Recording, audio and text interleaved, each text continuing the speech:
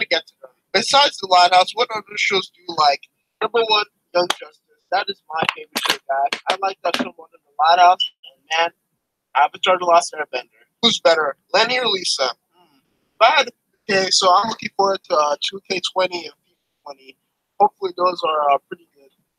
9. Especially kein Deutsch und ich verwende just Google Translate, um Audi zu sagen, aber hallo an alle Fans in Deutschland. Ein frohes neues Jahr diese.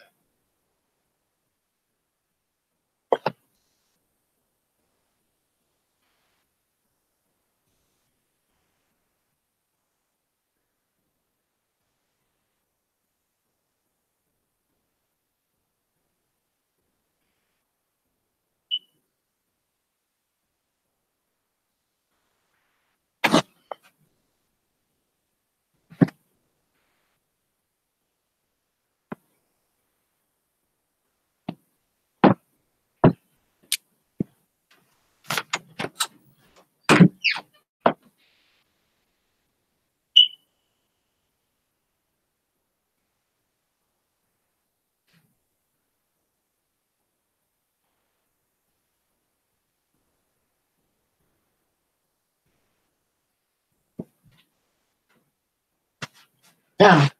How am I? Oh, so my piece.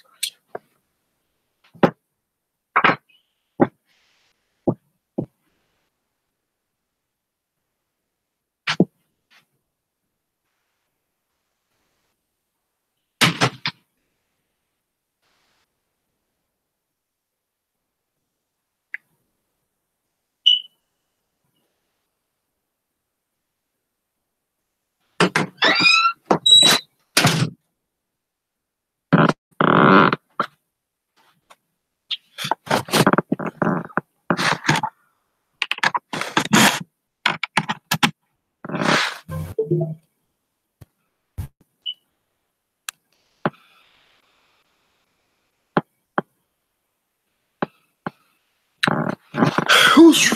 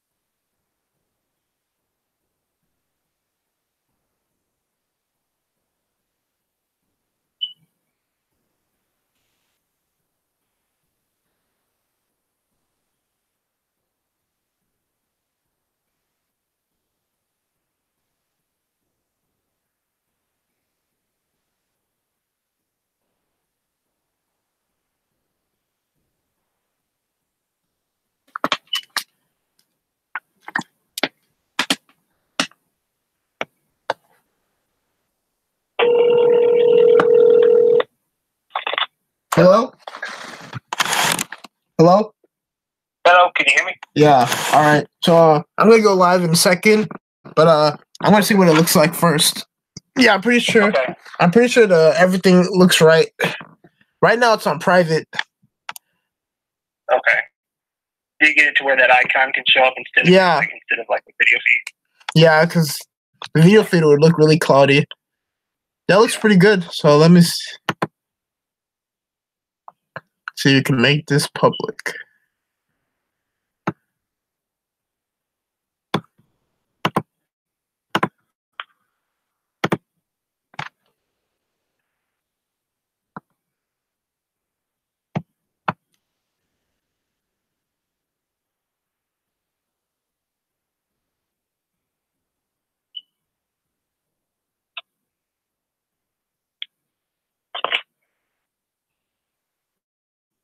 Yeah, it's on.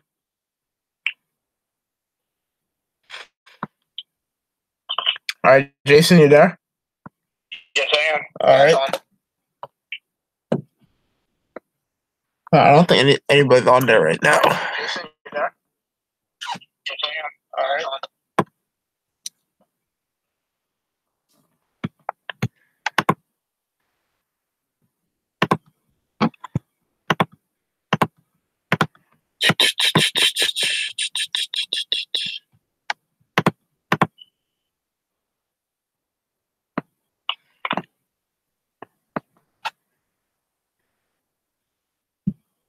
Let's see who else can come on here. All right, we're up to 3 viewers now.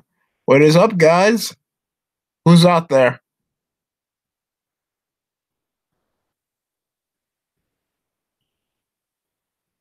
Are we live? Yeah, we're here, Jason, trying to see who's out there. Maybe get some more people on. Yeah, I'm watching the end of Really Loud Music. That's the episode on right now. Oh, they're showing that right now? Yes. Whose song is on right now? It's the pop song that Lily was dancing to. Oh, sweet. Yeah. Best thing ever. Yeah. All right, chat room started to get up. What is up, guys? Welcome to Loud TV's first live broadcast. How's everybody doing this New Year's Eve?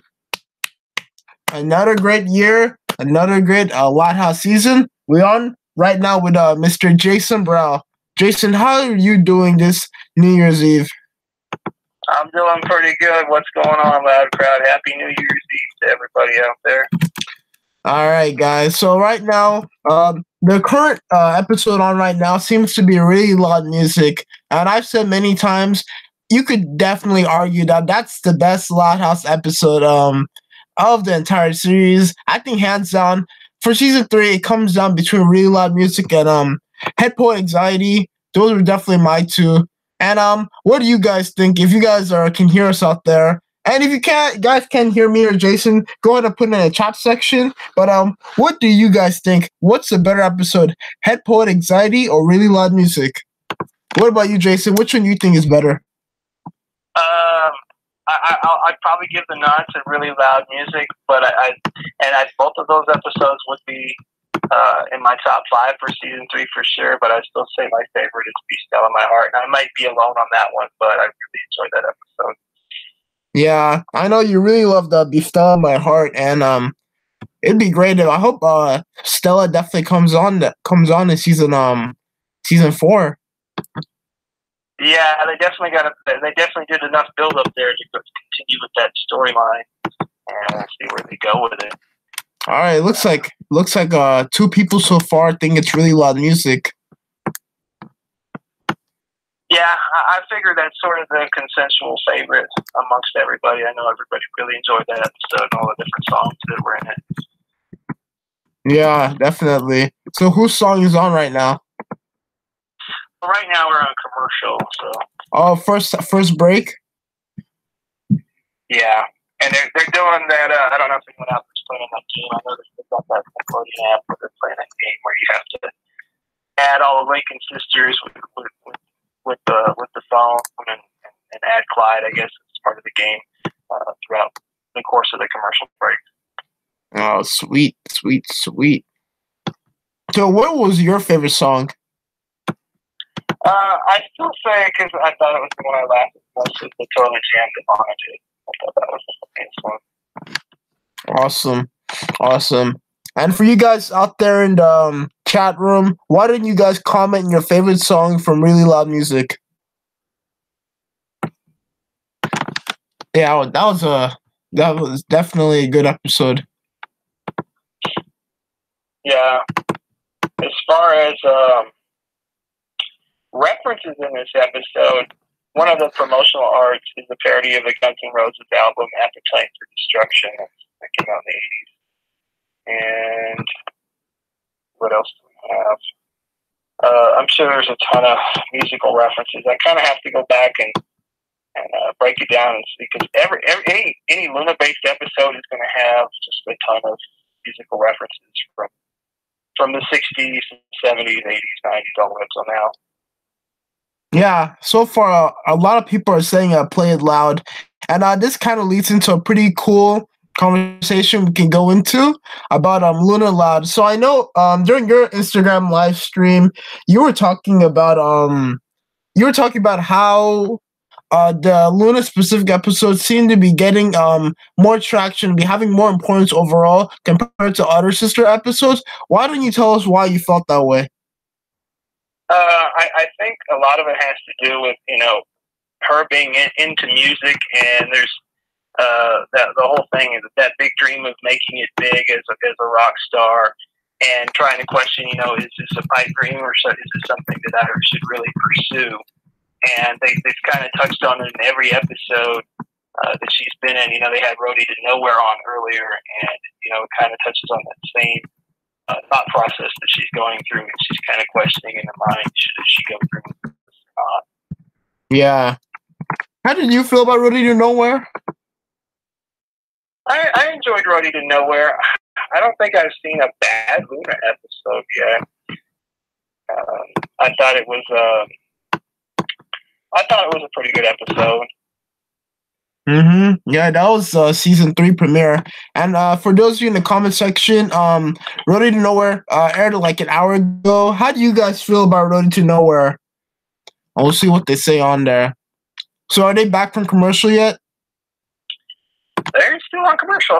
Yeah. Well, anyway, we can use this time and talk a little bit about our Doug Rockwell interview. And if you guys want to check it out, not sure if I can put the link out here, but definitely just go back, just type in the Loud Card podcast on your stream. Not now, obviously, but later, and check out our Doug Rockwell interview because, guys, that was really something, a lot of fun. We got to see a lot of cool stuff about the process that went into making really loud music, the choreography, the voice acting.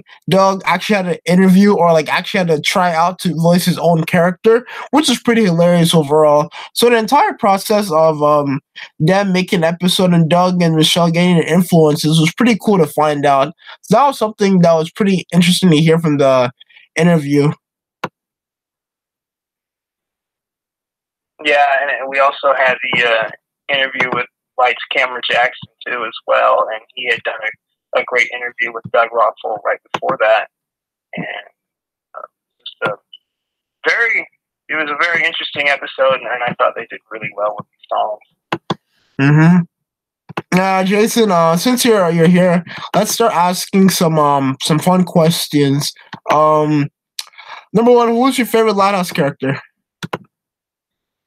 My favorite Lighthouse character? Yeah, Lincoln. Why is that? I think maybe just because, well, like I work in an environment where I'm surrounded by a lot of women, and I kind of identify with Lincoln as having to deal with a lot of different, female personalities, and interacting with them and everything. And I don't know, I felt like, he has a lot of personality traits that are similar to my own. Yeah, I can definitely see that. And what's your favorite episode of the series? Be Still in My Heart. Still in My Heart. And why is that? I just thought it was the funniest one to me. There's just so many scenes that like I can watch it over and over and still laugh at that episode. I think there's throughout the series there's probably 25 really good episodes, and that's just my favorite. And it's just scenes where those boys are like knocking each other down, fighting over her, and turning against each other. And then at the end, there's kind of a payoff where they all kind of get back together and become friends again. And Ella joins in on them, with their gang. So just overall, thought it was my favorite episode. All right. And what is your favorite? What else is left? What's your favorite moment?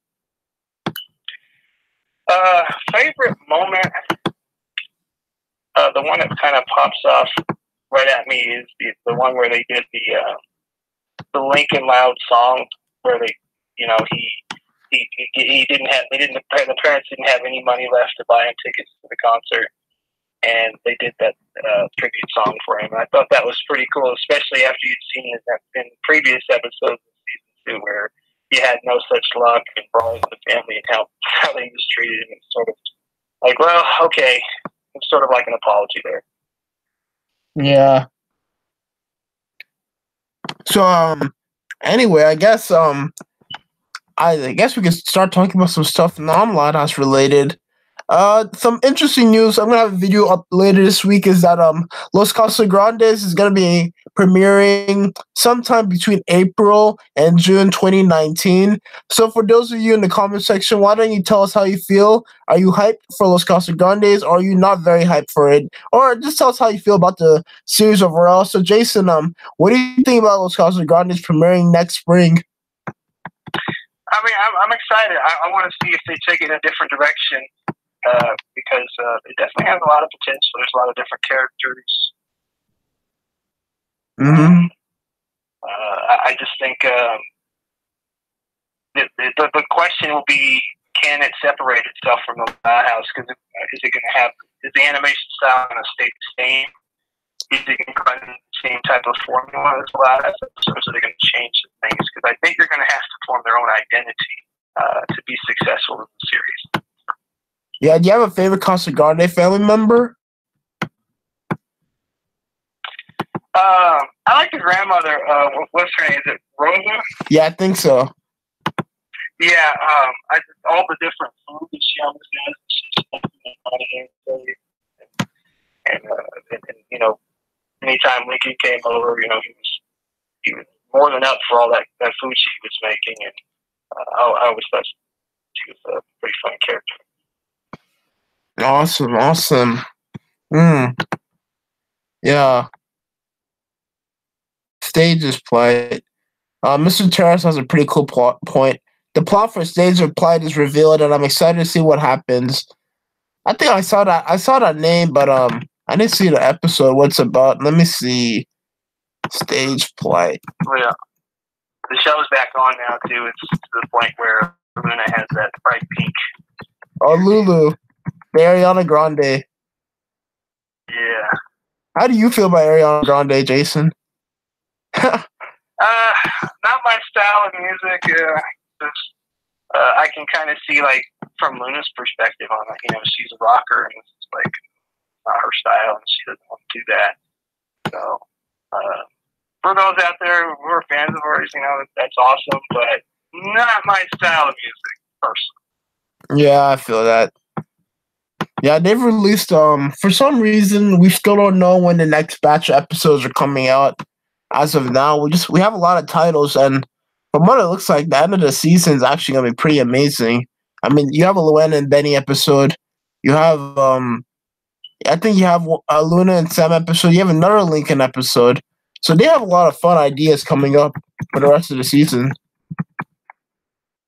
Yeah, the one I saw I was interested in was where it was like Zach and Clyde are hanging out, and Lincoln ends up being like a third wheel to that. And I'm like wondering how that's going to end up, if they end up feuding or what goes on there. And I know some people were saying that Zach is like a boring character.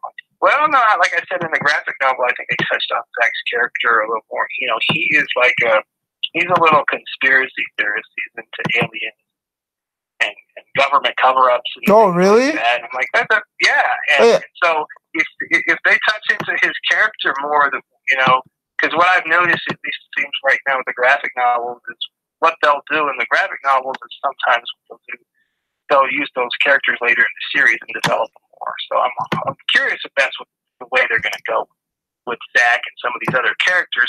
And if people, I'm sure people out there watch like The Simpsons and South Park, you have all these different characters over time. They develop around the town, and eventually they give them like deeper backstories. And I'm hoping that's what, you know, hopefully Lighthouse stays on the air for many years to where it can do that. Yeah, I didn't know he was into like government stuff. That's pretty awesome. Did they reference any specific conspiracy? What's that? Did they talk about any specific government conspiracy? Not just anything like nothing specific, but it's just like you can even hear it if you hear him "Be Still in My Heart." He makes several reference to his belief in conspiracy theories. It's just little things here and there, and then in that cartoon and the graphic comic, all the kids are kind of playing like they're dressed up as like different like medieval characters and stuff, and he wants to be an alien, and they're like, seriously, Zach, aliens again? and so he has an obsession with that type of stuff. That's where they're going to kind of break his character out. Whereas, like Liam has that country thing going on, living out there in the country on the farm. We had that one episode with Past Your Bedtime where it kind of touched more on Liam.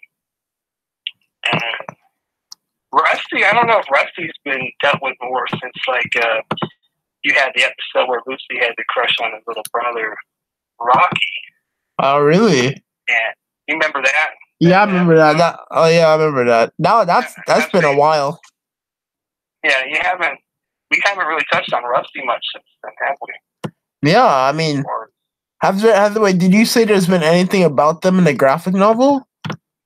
Yeah, I mean, yeah, there's little stories in there about just the boys hanging out together, more of those type of stories. I'm hoping maybe in the future ones they'll go more in depth, but there's just little things in there you can see. Like, and they have like beginning. It's the Family Tree book has one where it has like descriptions of each character, and it kind of goes a little bit more in detail about the characters. Oh, that's awesome. That's probably my favorite book of those graphic novels. Family Tree. Oh, wait, was the Zachy and Lincoln Friends, was that all in Family Tree?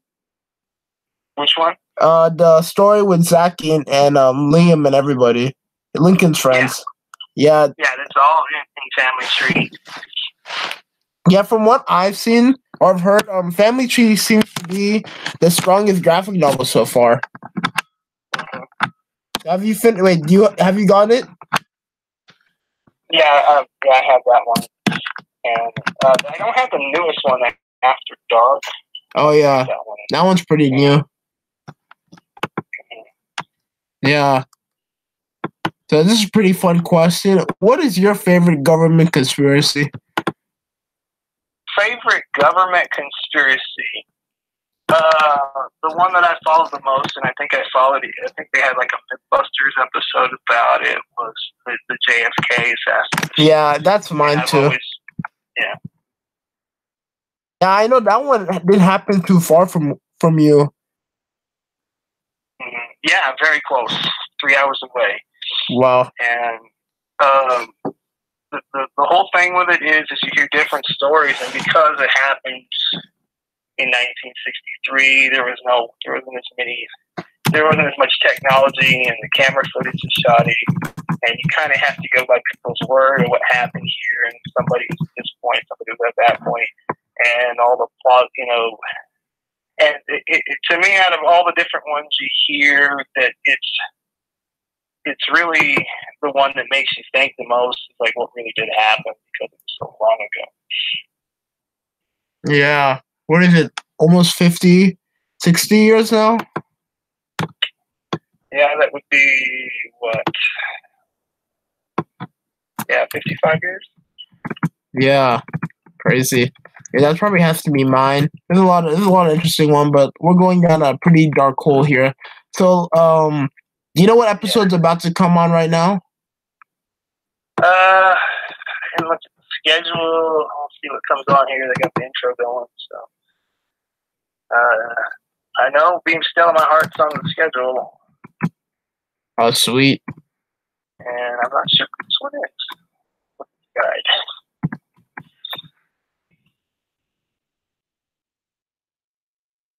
It is.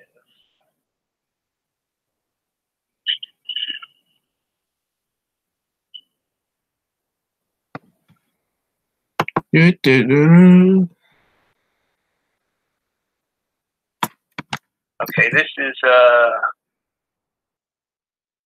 Absent-Minded. Oh, Absent-Minded. I think I've only seen that one once. Yeah, that was one. Wasn't that the highest rated one of Oh, yeah, it was. For some reason, it just got a lot of high ratings. I mean, episode's pretty average in my opinion. I think it was the time slot because they had it back to the time slot. Yeah, I'm gonna check that out right now. That was the episode with Clyde, like trying to keep that perfect attendance, even though he was lying. Yeah, and the whole time he thought he was lying, he wasn't. Wow. That is It's something. funny. But, it was a pretty good episode. Principal Huggins was on there Surprised too. it was Yeah, Principal Huggins was on there too. yeah, he's one of the main characters in this episode. And but the one unique thing about this episode is it's a Clyde Lincoln episode from Clyde's perspective. Awesome. Yeah, that was really awesome. That was something I really found pretty cool from the episode. The fact that they got to put it from Clyde's perspective.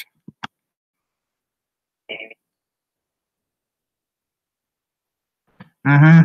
So it looks like some people might be joining us in a little bit. And we have a question from Ricky Condes. He wants to know, have any of you guys seen One Flew Over the Lighthouse? Is it on the schedule, Jason? What's that? One Flew Over the Lighthouse. Is it on the schedule? Which one? One Flew Over the Lighthouse? Let me look and see here. All right, guys. We have somebody joining us now. What is up, CO9? What's up, man? All right, Jason. CO9 has joined us. How you guys doing tonight? Pretty good. How are you doing out there, man? Doing fine, man. Doing fine. I can't wait to see the new logo at midnight. Yeah. Oh yeah, guys. Yeah, the new Loud TV logo is coming on at midnight. Yeah, I can't wait to see it. Yeah, we got a few submissions, so it's pretty fun. So CO9. Okay, then. Yeah, you can go, Jason.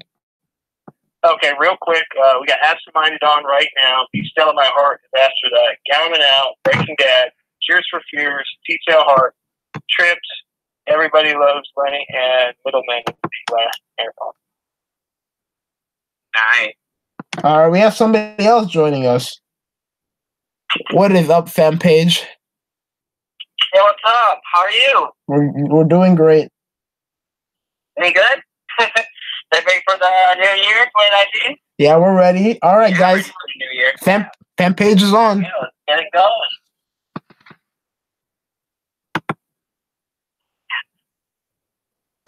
Yeah, we're on commercials still. A lot of commercials so far. I guess watching the marathon right now?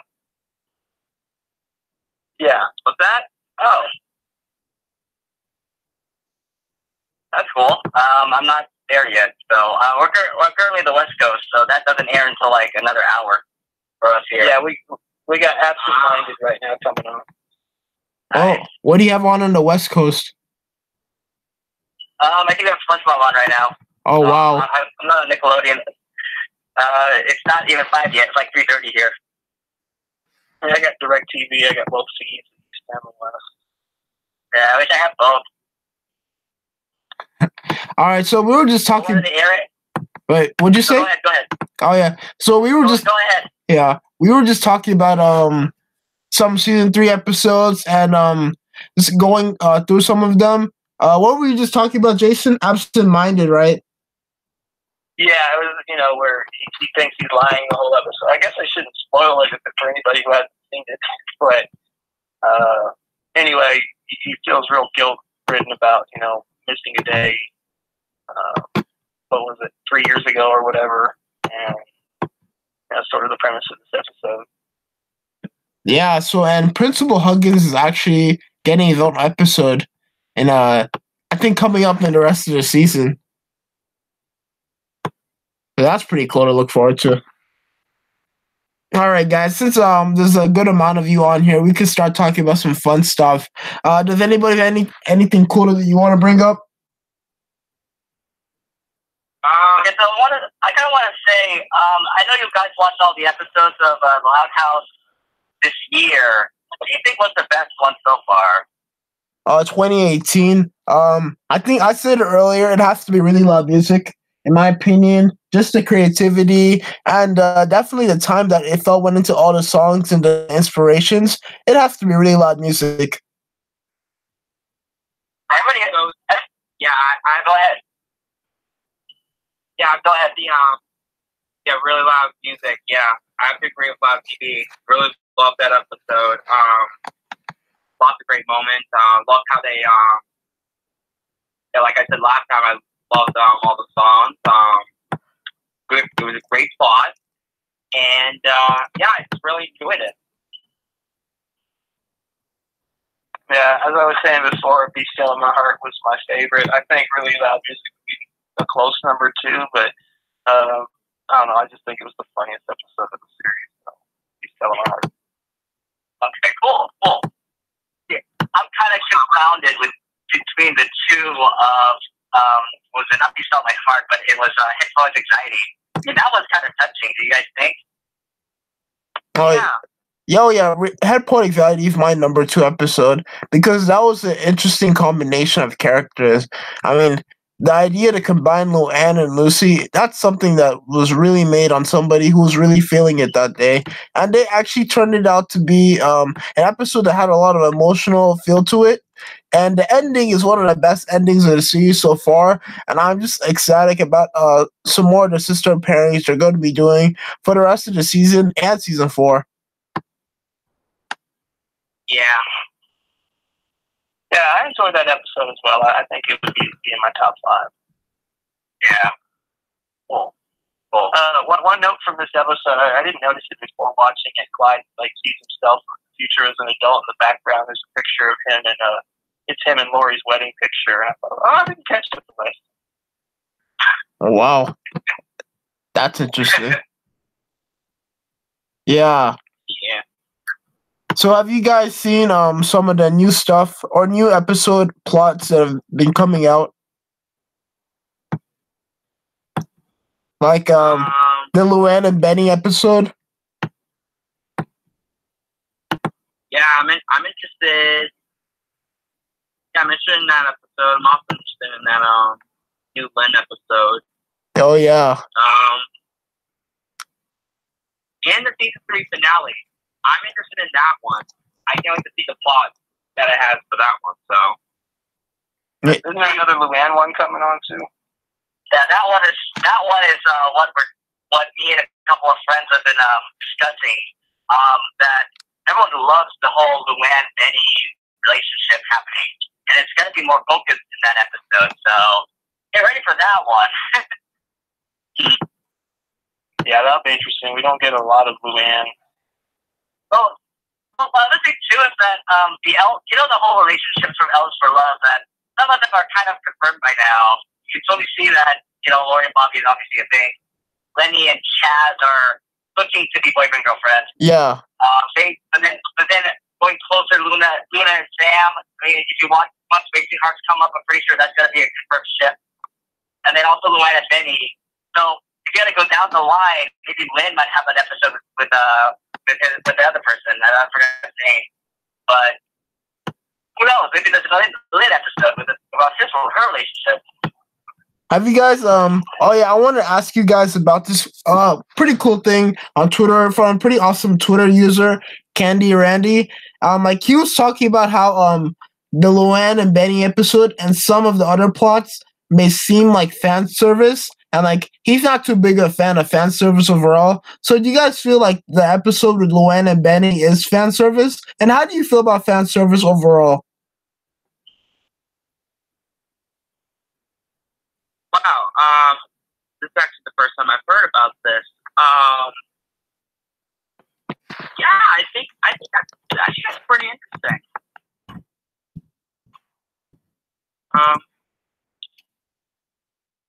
Yeah, this is literally the first time I heard this, so I don't know what to say, but I think that sounds pretty cool.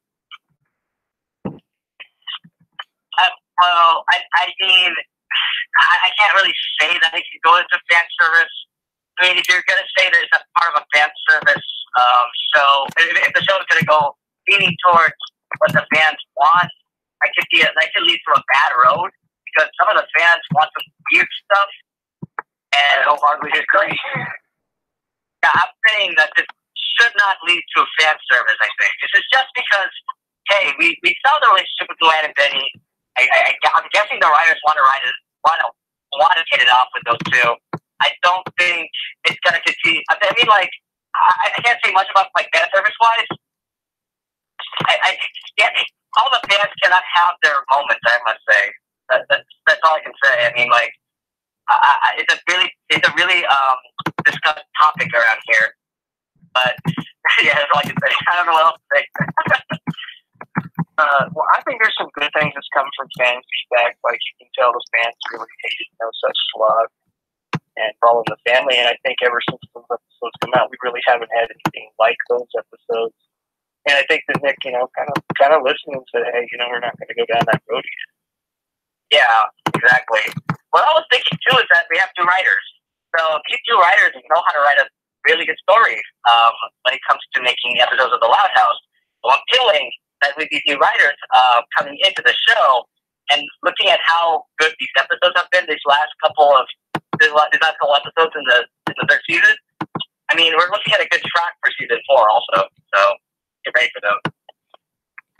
Oh yeah, for sure. For sure. Yeah. Yeah. Oh, looks like someone else is joining us.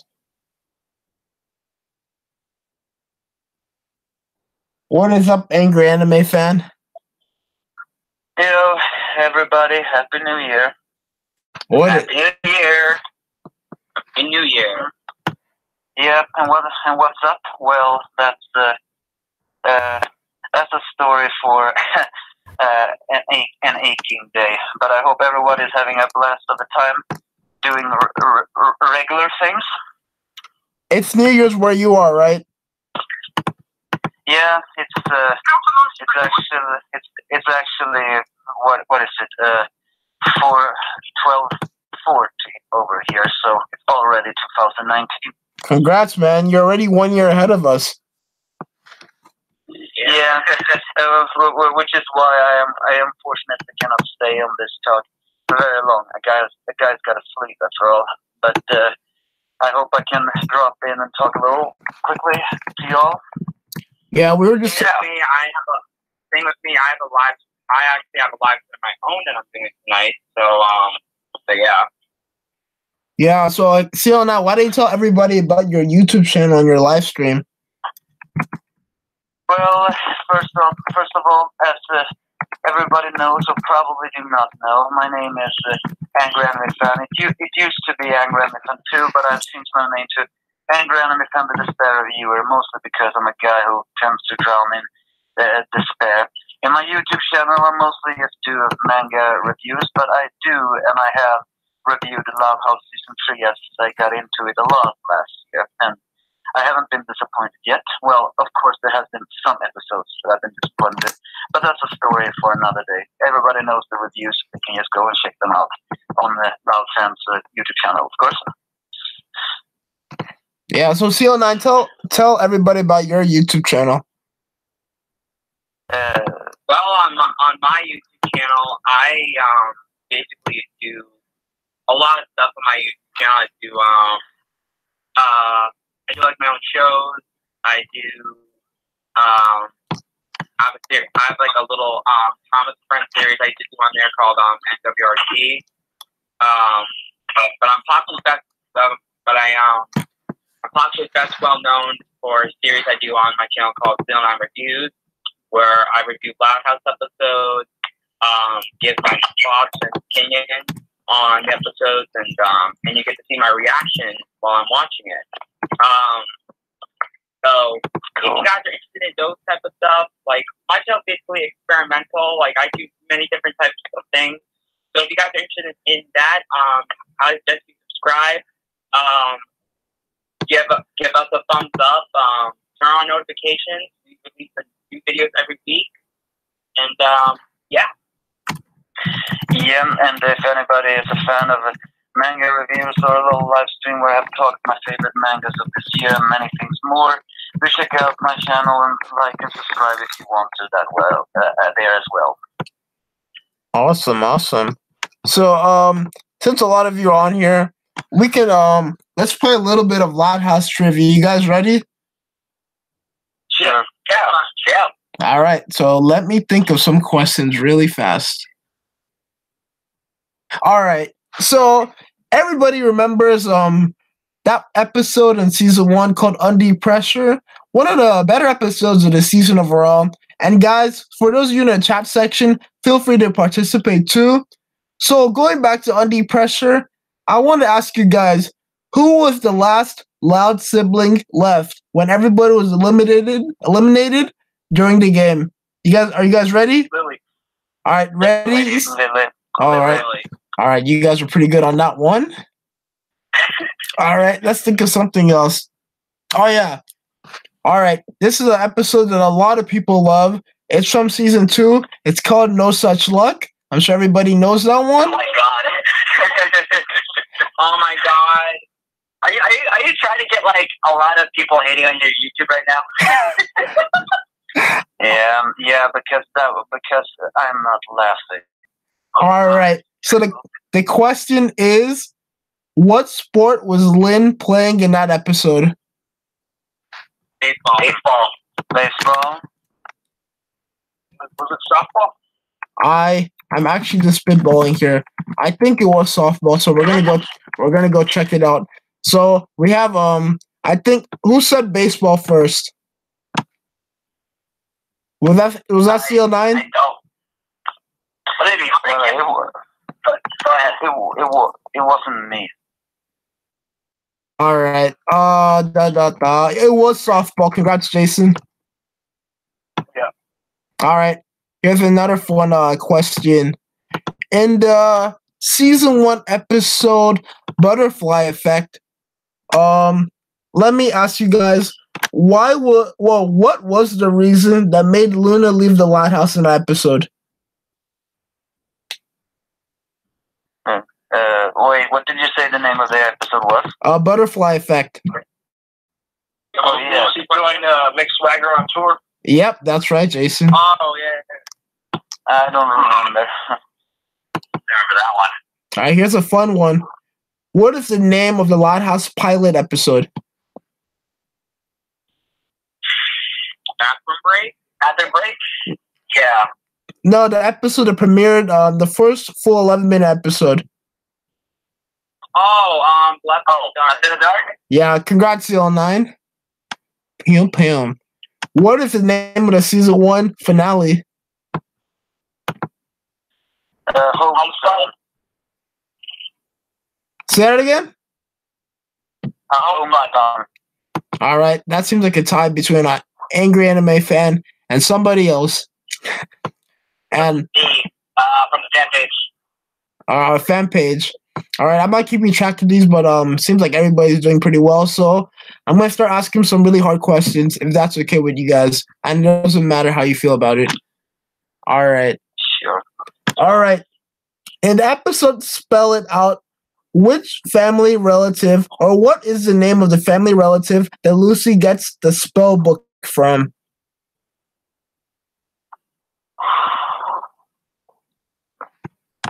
Spell it out, you said? Yeah. Great Grandma Harriet? Congratulations, angry anime fan. That's very, very good. And in the episode The Loudest Yard, what is the name of the football team that Lincoln's Royalwood Roosters are playing against? I reviewed this episode. I should know this. Hazel Tucker. Got it. You got it. Yep. Nice. All right. A lot of people in the chat section, they're doing pretty great. All right. Let's go to something really fun. In the episode Tripped, everybody remembers that episode, right? Yeah. All right. Okay, good. Because I'm thinking of a question right now. Okay, how about this is something else? What is the Loud House address? Well, let's see. Well, I don't know what street it was in, but I know their house number is 1216. And I don't know the street they're from. And I know they live in Royal Woods, but I don't know. Oh, wait. 1216 Franklin Avenue. Congratulations, CL9. You got it. Wow. I know it's from Trick. I was like, forgot what the street name was. All right, here's a fun one. It's from Tripped, and it goes like this. Do you guys remember the famous guy Jerry Kling and this famous product he was selling in an episode? The Sherry King. Yeah, yeah. Sherry. Well, okay. Well, you guys just answered the question, so I guess we're done here. All right. You tell my heart is on the air right now, by the way. Oh, that's a good one. All right, guys. Here's another question. What was Lynn Sr.'s job before he became a chef? Computer man. Yeah, I was like, was it IT? Was it IT? Yeah, I'm gonna take IT here. Yeah. Good, but computer man is a very right answer again. All right, It was IT. here's a pretty fun one. What is the name of Rita's voice actress? Jill Tom Tingley. No. Totally. Yeah, you got it. Name. You got it.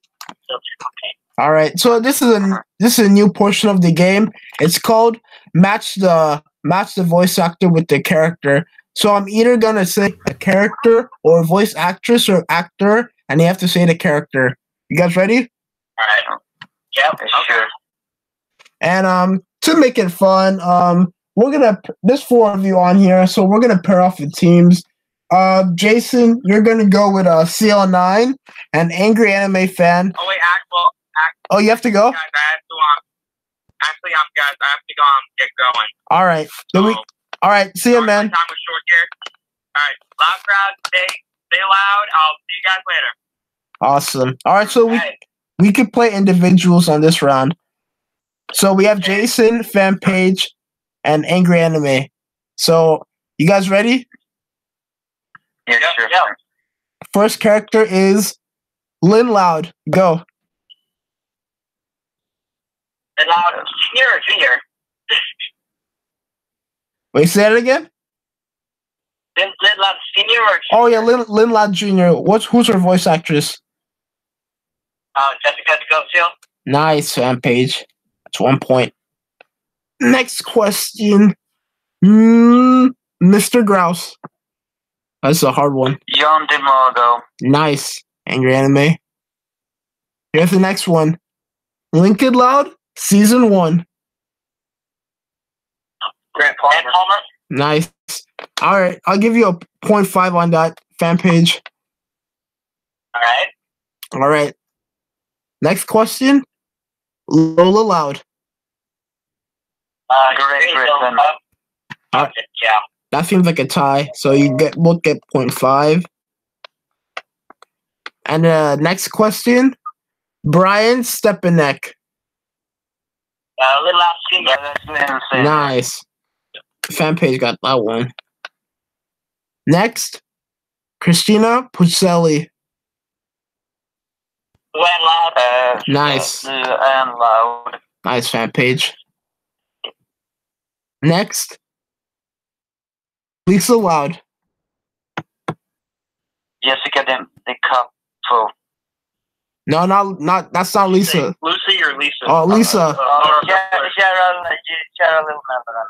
All right, that seems like a. I'll give it to angry anime. Oh, something interesting to know is Lara Jill Miller also voices Liam, so that's pretty fun.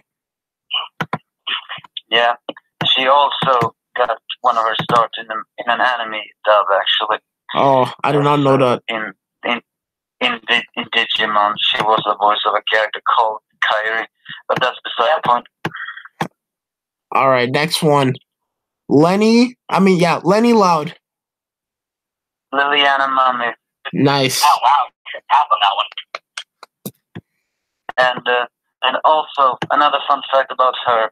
Her father starred in The Bridge Too Far. His name is Bill Mummy. Oh yeah, I remember that. This can be a pretty fun one. Mr. Wayne Brady. Howard. All right, I heard Jason. Jason, say that again. Howard. Oh no, you're close.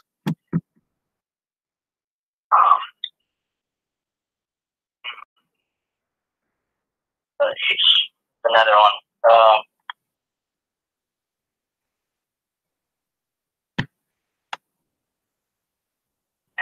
Nice. Good job, Jason. I try to remember the names. All right. Next character or voice actor, Brianna Yeed. Oh, Ronnie Santiago. Nice. Carlos Penavega. Auntie Santiago. Yeah. And Fuego. Next question is Clyde from season 1 and 2. Name, wait. Will Harris? Yeah, Khalil Harris. All right. Let's have. Yeah, these are actually kind of hard. How about this one? The final one for all the marbles. Who was Lincoln's very first voice actor? Very first. Yeah, that guy, Sean something. You're close. I forgot. I remember. He was the only one that was the voice on the bathroom break, right? Yep.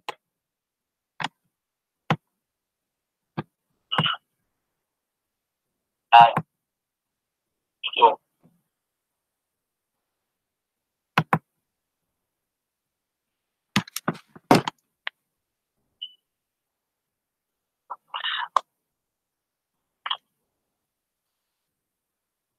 You guys got something? I got nothing off the top of my head. Okay. How about this? Okay, Sean was his first name, right? So here are some initials. Yeah.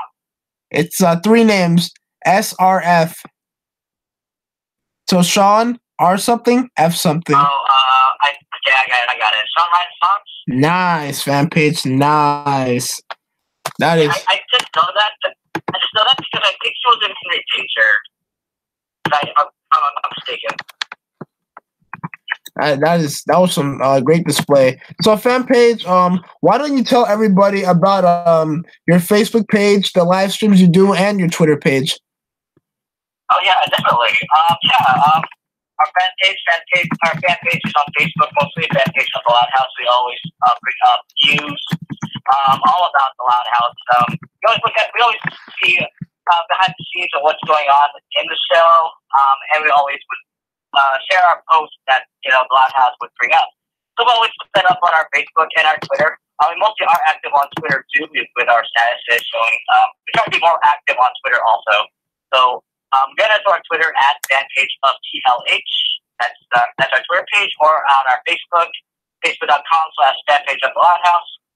And our live streams, we are planning. What I'm thinking about is that we always do our live streams every time the episodes come out. And since that there are new episodes possibly coming out this January, we're thinking about doing a live stream then. So that'll be our next live stream. That'll be in January. So hopefully you guys will be able to check it out then. We have our staff with us too that will be also in the live stream. So, and then also if you also want to see our past live streams, you can also see them as well in our video archive that's on our Facebook page. So yeah, go ahead and check it out. It's like I said before, facebook.com/fanpage of the Loud House, or on our Twitter at the fanpage of TLH. Awesome, guys. And guys, I think Seal and I said this earlier, so definitely check out fan pages, Facebook page and his Twitter page. But some news on the channel is that at midnight tonight, I'm gonna be revealing the new logo for Loud TV. So make sure you check it out. That's midnight Central. And Happy New Year to those of you who are celebrating, because it just became 6 o'clock Central, 7 p.m. Eastern. So Happy New Year to someone in the globe that's listening. So guys, the next thing I want to talk about is something we actually haven't seen that much, because they don't really live in the same city. Lincoln and Ronnie Ann, and this is one of the oldest ships in the show's history, and there's a lot of topics we could go down here. So I just want to ask you guys in general: do you feel that Lincoln and Ronnie Ann should be friends or more than friends? And a fan page, you can go first. Oh man, that's a very tough topic to talk about. You know, I mean, it's tough. I mean, like, I really do love the ship of Lincoln and Ronnie. I love Veronica.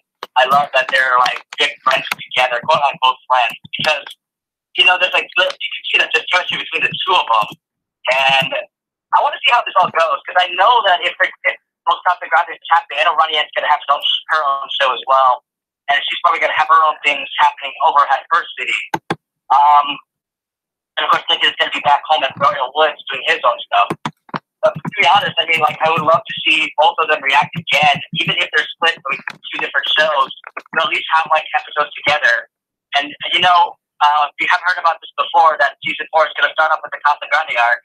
Oh. And hopefully that Casa Grande arc leads up to something that they think to have Lincoln and Ronnie Ann together.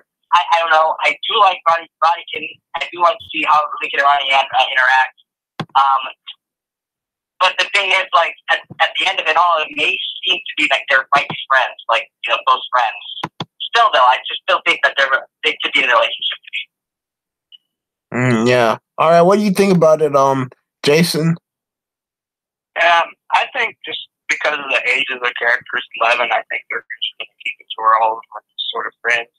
And they have, like, innocent crushes on each other and this and that. But, like, as opposed to maybe some of the older characters where they may have like relationships. I just think 11 is like, well, I'm just going to keep it innocent, sort of the same way that Peanuts did with Charlie Brown, Redhead Girl, years ago.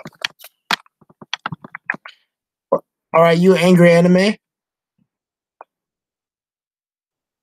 Are you on there? Oh, I don't think he's on here.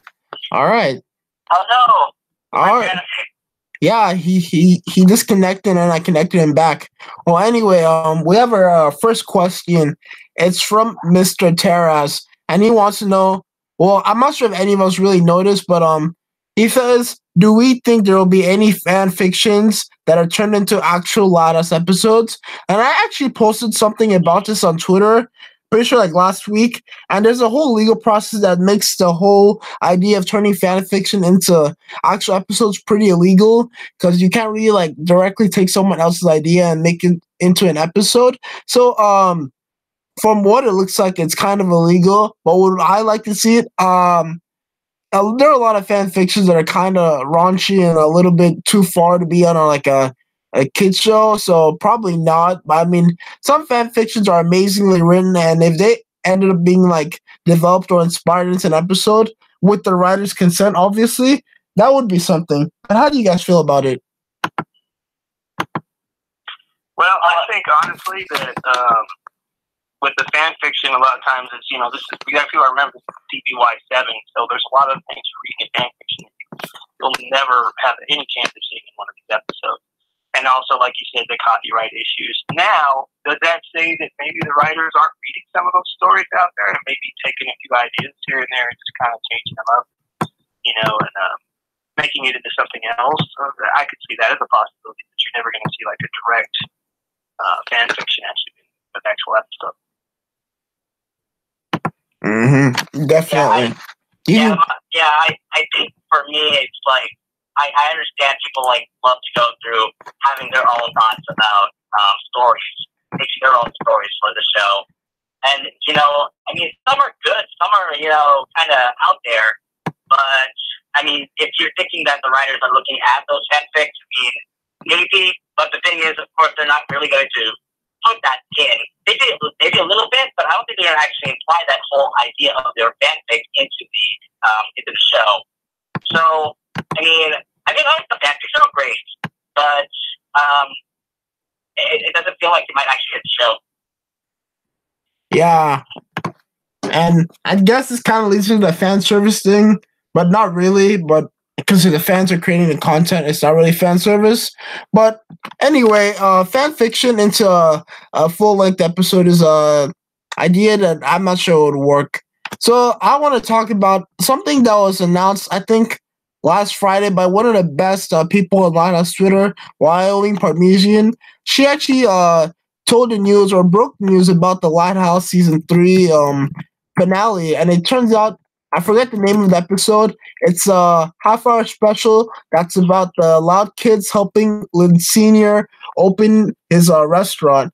And again, I forget the name, but overall, that sounds like a pretty great plot. They have a lot of fun things they could do with it. And the continuity of Lynn Senior first being an IT guy, then deciding he wants to be a chef, working his way up, and now opening his new restaurant.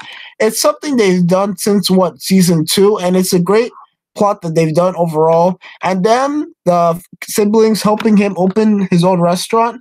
It just sets up for such a great and family specific episode. Kind of reminds me of a Homespun. So maybe we can get some fun family moments in that episode. And for the sake of the episode, I really hope the name of the restaurant is something that has to do with like Royal Woods. So if you want to call it Royal Goods, that would be a great idea. So what do you guys feel about this episode?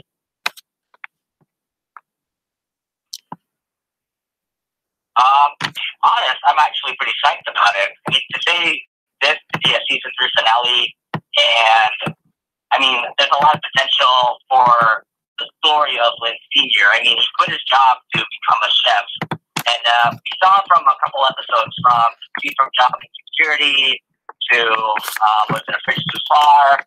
You know, the 2 episodes that are key toward Lynn Senior's opening his restaurant. He already got money from his forest restaurant, according to a Fridge Too Far. And he also said he made a commitment after he quit his job in job insecurity. So this is like a really good way of bridging the whole story arc for Lynn Senior to become a chef. And now his whole family is going to be involved. They're going to help make a restaurant for Lynn Senior. Probably it's going to be like something that Royal Woods will never hear about.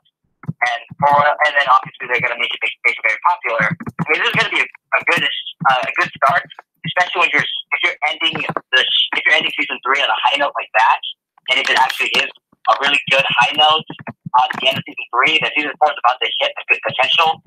Seeing that what we're going to be starting off with, Lynn Senior is going to have a restaurant, and let's see how the success goes when season 4 continues on. And I know a lot of things also happen too, like Lenny has a new job. Lori and Bobby are trying to get closer together. There's a lot of things that are potentially heading over to season 4. And this one, with Lynn Senior having his own restaurant, I mean, it's something that we can't wait to see. That's for sure. Yeah, I think one thing that they're going to have to do with Lynn Senior is they're going to have to arc it to where his food tastes better, because there's been a lot of ongoing gags about how bad it was. So they're going to have to kind of make it to where he improves and works better. I think that's something that they'll have to play around with in order to make that story work. Yeah, so thanks to Mr. Terras on the chat. The episode is called Cooked, and it's kind of like the episode tripped with the exclamation point at the end. So it's called Cooked. If I'm guessing right now, it's going to be coming out maybe next spring in March or something. And I'm not sure. I don't think our fan page came in on this point, but we found out that Los Casa Grande is going to be premiering next spring, sometime between April and June. So fan page, what are your thoughts about Los Casa Grandes? So I had to talk about this with a couple of my friends up in a Loud House Discord. That it may be like the thing is cool that they're going to premiere it over April to May, but here's the things, like, you have that whole doubt that it might be a little bit too soon that they actually made the show, that the writing might be a little bit off or something like that. But to say the least, I mean, I'm down for the ride. I do have that doubt in the back of my head that says that it might be a little bit too fast that they've started to start with Los Casa Grandes. But my thing is that I'm still in for the ride and see how this show will go for. I know this is going to look good, because I know that Loud House has a lot of good writers, and I was going to say, they have a lot of good writers. A lot of the staff from the Loud House went over to Los Casa Grandes, so I'm expecting that to be, a good high point. But like I said, they announced it just last year in summer, I feel like it's a little bit too much. I was thinking maybe like in a summer, end of summer, fall premiere. But if they're going too fast in the spring, I think I said I have my doubts, but I think it should be okay. I don't know. That's my theory towards it. Yeah, if I was guessing, oh, you can go, Jason. Real quick, I was just going to say again, I think the show's just going to have to form its own identity, because if it tries to be just like the Loud House and have the same formula, I don't think it'll succeed. It's going to have to form its own identity and become its own show on its own. Yeah, that's the most important point, Jason. And the episode is or the series is being looked over by Miguel Puga, very talented storyboard artist, and I think he's going to do a really great job at it. So the next thing we can talk about here is just going to look through the chat and see what's on there. You guys have anything you want to talk about? Nothing I have in particular, but I do have to actually leave for the day. So. Oh, that's fine. Yeah, I was only here for like a half hour. But for those out there who are watching in Loud TV, thank you all for inviting me over here. And hope you guys have a good year. Have a good new year. See you in 2019, and stay loud and proud, guys. All right, see you, man. Later. Down and Out is on right now, and I think we haven't really talked about how Lola and how they've kind of developed her character. Yeah, that's a great. Yeah, that's a great talking point. Keep going. Yeah, she's not. The first 2 seasons you kind of saw her as mean and twisted and vindictive, but you saw in the season, she's a good person, and she's got heart, and she's trying to do the right thing. You see her humbled in this episode, where she's not the top dog anymore, and she goes to this regional pageant contest, and she's intimidated. Yeah, so if we're talking about her development from season 1, we have to really start off with episode she played her first big role in, I believe, Sound of Silence, and in that episode, she actually played her cards well in terms of getting Lincoln to admit that he wasn't listening to them, but she was still pretty much a brat overall in the episode. And another thing that a lot of people really hated her for was how manipulative she was. She related to she reminded a lot of people of their little siblings, just someone you can't really punish them because what is it, 6 or 7? So you kind of have to take their crap for the most part. So something they've done, the writers have done since season 1, is given her, I don't want to say soft side, but a more emotional side. As we saw in Read Aloud, she showed the inability to read, and that's something that's very common. For a lot of kids growing up, falling behind, not being able to read. I mean, you don't want to admit you can't read because it's something everybody can do. And growing up, there's people who always fall behind and catch up later. But her being this perfectionist and not being able to read and them revealing that was just one of the best plots they did that season overall. And they did it in a great way in which they made it off as if she wasn't interested in reading, which a lot of people try to put off. But in the end, you learn that she actually can't read. And obviously, in season 3, we saw in Down and Out, and also another good episode, No Place Like Homeschool, where she actually takes one for the family and tutors them over a night. But specifically in Down and Out, an episode on right now, you see her moving up levels, trying to come to the fact that she can't really win in every competition, and her just having to take the L pretty much in that episode really did a lot for her character, and a lot of people really loved that episode like I did, and it definitely got her some good brownie points for her character overall. Yeah, it is one of my favorite episodes of season 3. And, you bring up Read Aloud, and I was thinking there's parts of that episode you could use as sort of a public service announcement, encouraging kids to read and things like that. So that was definitely a pretty good moment for her as well. So we have a pretty cool question. I think, Jason, you can do a pretty great job at this one. Ricky Condes wants to know, can you guys name one famous rock star that Luna has a lot in common with? So, do you have anybody, Jason? What's that? What rock star do you think Luna has a lot in common with? What Loud Sister Luna has? Oh, my bad. Rock star. What rock star? Yeah. Luna hasn't. I'm thinking of like '80s, like Joan Jett, Pat Benatar. You know, these hardcore female rockers. Maybe Gwen Stefani. Oh, Gwen Stefani, that's a really good one right there. That's just a few names that I could think of. Yeah, she seems like a whole mash of like so many different rockers out there, really, and it's a testament to the way they've written her character overall. I'd have to say, and go on a limb, that she's been the most developed and like stretched that character to see so far. I don't want to say there's no more room for them to take her, but I mean, it's getting to the point where like, if Luna really wanted her own spin-off series, they could really make a lot of great plots from that one overall. So, I mean, we're getting back into Luna from the question is about her, but I mean, what a great character. Yeah, you figure if they ever do get to doing this in the Roundhouse movie, that she would be a big part of it. Yeah. She's actually centered around a lot in like the half-hour specials, really loud music and Tricked, maybe two of the best ones. All right. Mm-hmm. And we have a question again from Mr. Terras. He says, do you think we'll see more Stella storylines in season 4? And this is an interesting one because Be Stella in My Heart aired in early August, so that puts it 4 months ago. And for them to know that her character would be popular enough to do more episodes, I mean, what does that take? Like maybe a week, maybe a few weeks later? So I wouldn't say, I mean, because a lot of the times they tend to like just bring back popular characters like a few, almost a year later. We saw with Ronnie Ann and Save the Date. We didn't see her for almost a year until like Shell Shock, and then her moving away in The Largest Mission. So I'd say just give it time for Stella.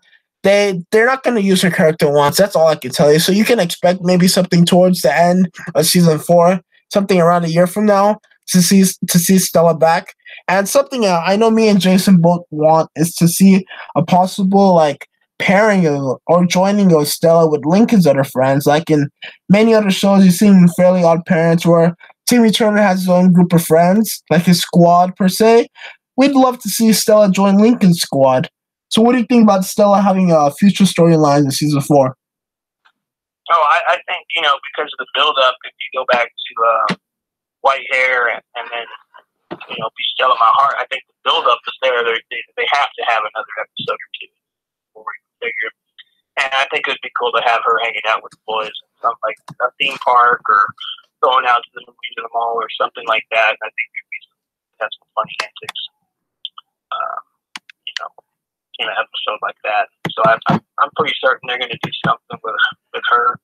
And it's just like you said, they take time before they come back to some of these storylines because they're really starting to expand that Loud House, Royal Woods universe. And they're touching on a lot of different characters. So it takes some time to come back around. Yeah, that's something that'd be definitely great to do. Now let's see, what else do we have to talk about here? I guess we talk about the Lighthouse movie a little bit. So I've said it. I'm not sure how you feel about it, Jason. I said it's 100% not coming out in 2020. There's too much work to be done. No one's hired really. The staff of the show don't really know anything about it. So when do you think the movie will come out? Well, it'd probably be later than that, 21 or 22, I would imagine. If we're going to start now.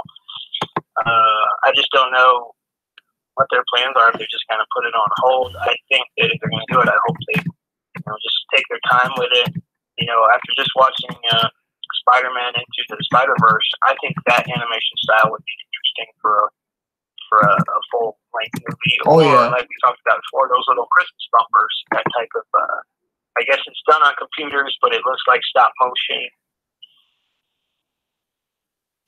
All right.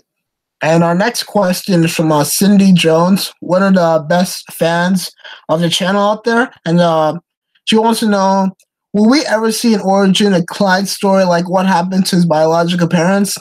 And the thing about that is, I'm not really sure we will, because, I mean, it would be an amazing episode. I mean, what a great idea for them to tackle that episode down. But it'd be kind of hard for them to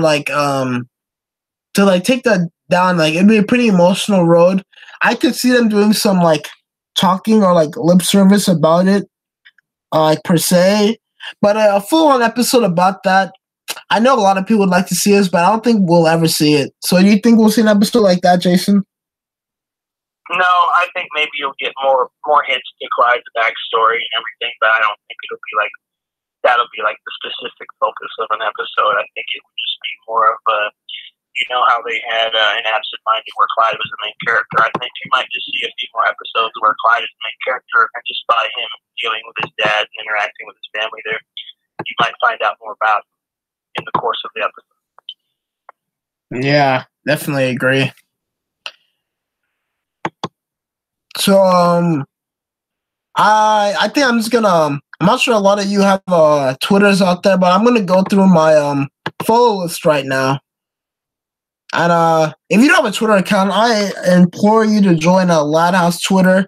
It's one of the best Twitter fandoms out there. We have a bunch of fun stuff we talk about. Got great news. We have a lot of breaking news really fast with from Wyoming Parmesan. So definitely create a Twitter account. Follow my account LoudFamily11, and definitely follow Jason at Jason H Brow. But here are some fun stuff or fun people to follow on Loud House Twitter. Number 1, follow Wyoming Parmesan, Natalie Parham, one of the best Loud House newsbreakers out there. She's pretty much broken every season 3 episode of the second half. So number 1 follow. Another fun follow, if you like Lincoln Ronian, is X Sunny Eclipse. She or I think she changed her name from Snowy Sunny, but or it is still Snowy Sunny. But she pretty much posts a bunch of fun Loud House questions, Loud House tweets or posts.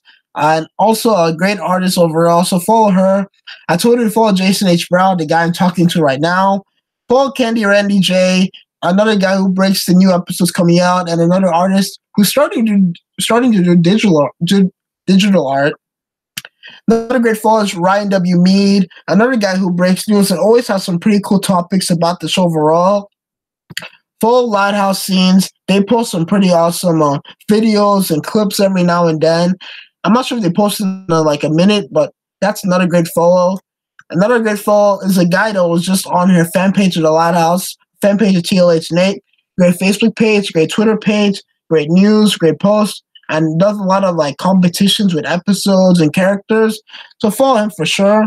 And if you want to laugh, you want a good laugh about the Loud House, Soul Insanity page.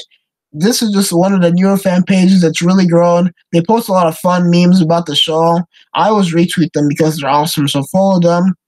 And another friend of the channel, the Linster. Follow the Linster Will, another Loud tuber out there that tends to post a lot of creative Loud House videos. I know he's coming out with some pretty cool stuff in the new year, so follow him on Twitter and subscribe to his YouTube channel. Next, we have Mr. Gravity Ferb, Ryan, a guy who posts a lot of fun pictures from the show and a lot of recent pictures from new episodes. So if you ever need new pictures or you want to watch a new Loud House episode, definitely follow at Gravity_Ferb. Next person is Mr. Leaf Loud. I have nothing else to add on, but Leaf is, in my opinion, the best Loud tuber out there, and he's pretty funny on Twitter overall, so definitely follow him.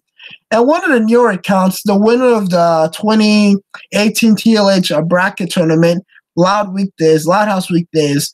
And what they do is pretty much is post about Loud House news or Loud House fun topics every day of the week. They have some cool stuff like whatever Wednesday and some cool stuff on Monday, like some fun facts about the show you never think you want to know, but you definitely want to know. Definitely check them out. And the last person is Animation Fan 15, Isaac Vargas, pretty much a moderator, I'm pretty sure, on the Loud House Wiki, administered actually, diehard Loud House fan. If there's something you want to know about the show, DM him. He pretty much knows everything there is. Probably the most knowledgeable person on the Loud House. So that's my follow list, Jason. Do you have anybody you want to shout out? I think you pretty much covered them all. They're all great, fantastic artists, and the Loud Crowd's amazing on Twitter. And any of those individuals, you're going to find some great fan art, great news stories. just a lot of positive energy all around. I know everyone likes to hate on the Loud Crowd. There's a lot of great people in there, and especially on Twitter. We got a great group out there on Twitter. All right. So, Jason, the next thing I want to talk about is this actually want to follow up on a pretty good post about one of my favorite episodes of the series, Chosen Tiaras.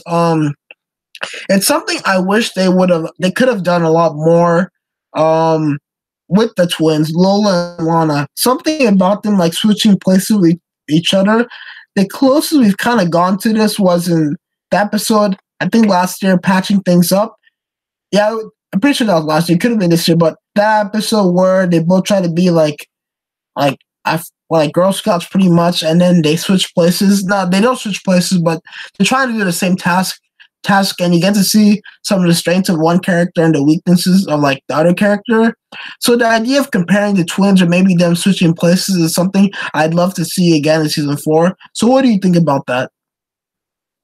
I mean, it would be funny. I mean, it was funny when Lincoln, schemed Lana to dress up as Lola when she broke her leg in the pageant, and it didn't work out in the end because her own character kind of came out. So it would be fun to see. I just don't like, Lola trying to get dirty or Lana trying to be all neat and clean and everything. It's just hard to imagine them try. It would be a funny episode because they would try and try and try. At the end, their own characters would come out. Yeah, and how do you feel about the twins overall? I think they're funny characters. I like how they made them just kind of like polar opposites. And, even though they did that, they made them polar opposites, you can kind of see in different episodes that they are probably closest to each other and they will have each other's back, even though they're into different things. So, Jason, now I want to talk about your YouTube channel. What can people look forward to in 2019? I want to be more active on my YouTube channel. I want to do more, making more live videos like this, and post some stuff from my fan art, maybe live drawings, different things. I haven't had the time to mess with my YouTube channel much. I've done some fantasy football things on there as well. It's kind of a random channel. That's why I call it JP's Variety Channel, but I want to have it more of a focus, maybe directed more towards animation and Roundhouse in general. So that's kind of what I'm hoping to do with YouTube channel for now. When I do get busy, I still like to post on Instagram and Twitter different fan arts that I draw or different articles I see or just maybe comments and observations. And that's pretty much it for now. Awesome. So I'm gonna break a little bit of news now. Is that in summer of 2019, Jason is gonna be joining us and a bunch of other Loud Tubers when Loud Reviews returns with season 3. Loud Reviews season 3. Jason, are you excited? Yeah, I'm very excited for season 3 because we came aboard this last year and we were reviewing season 1 and 2 simultaneously, but we got to sit back and kind of watch each one of these episodes and kind of chat with each other back and forth and kind of get our feedback. So this is going to be different, and I'm looking forward to it. Now, one thing I will say is I think, like I said before, season 1 heavy on the references and stuff like that, and season 2 as well. I think they've gotten away a little bit from that and tried to make it more storyline based. So I'll have to dig deeper for obscure references. Many of y'all watched my reviews here on Loud TV. I was trying to find all these different references. I think that's going to be a little bit more difficult for season 3, but I'm looking forward to the challenge.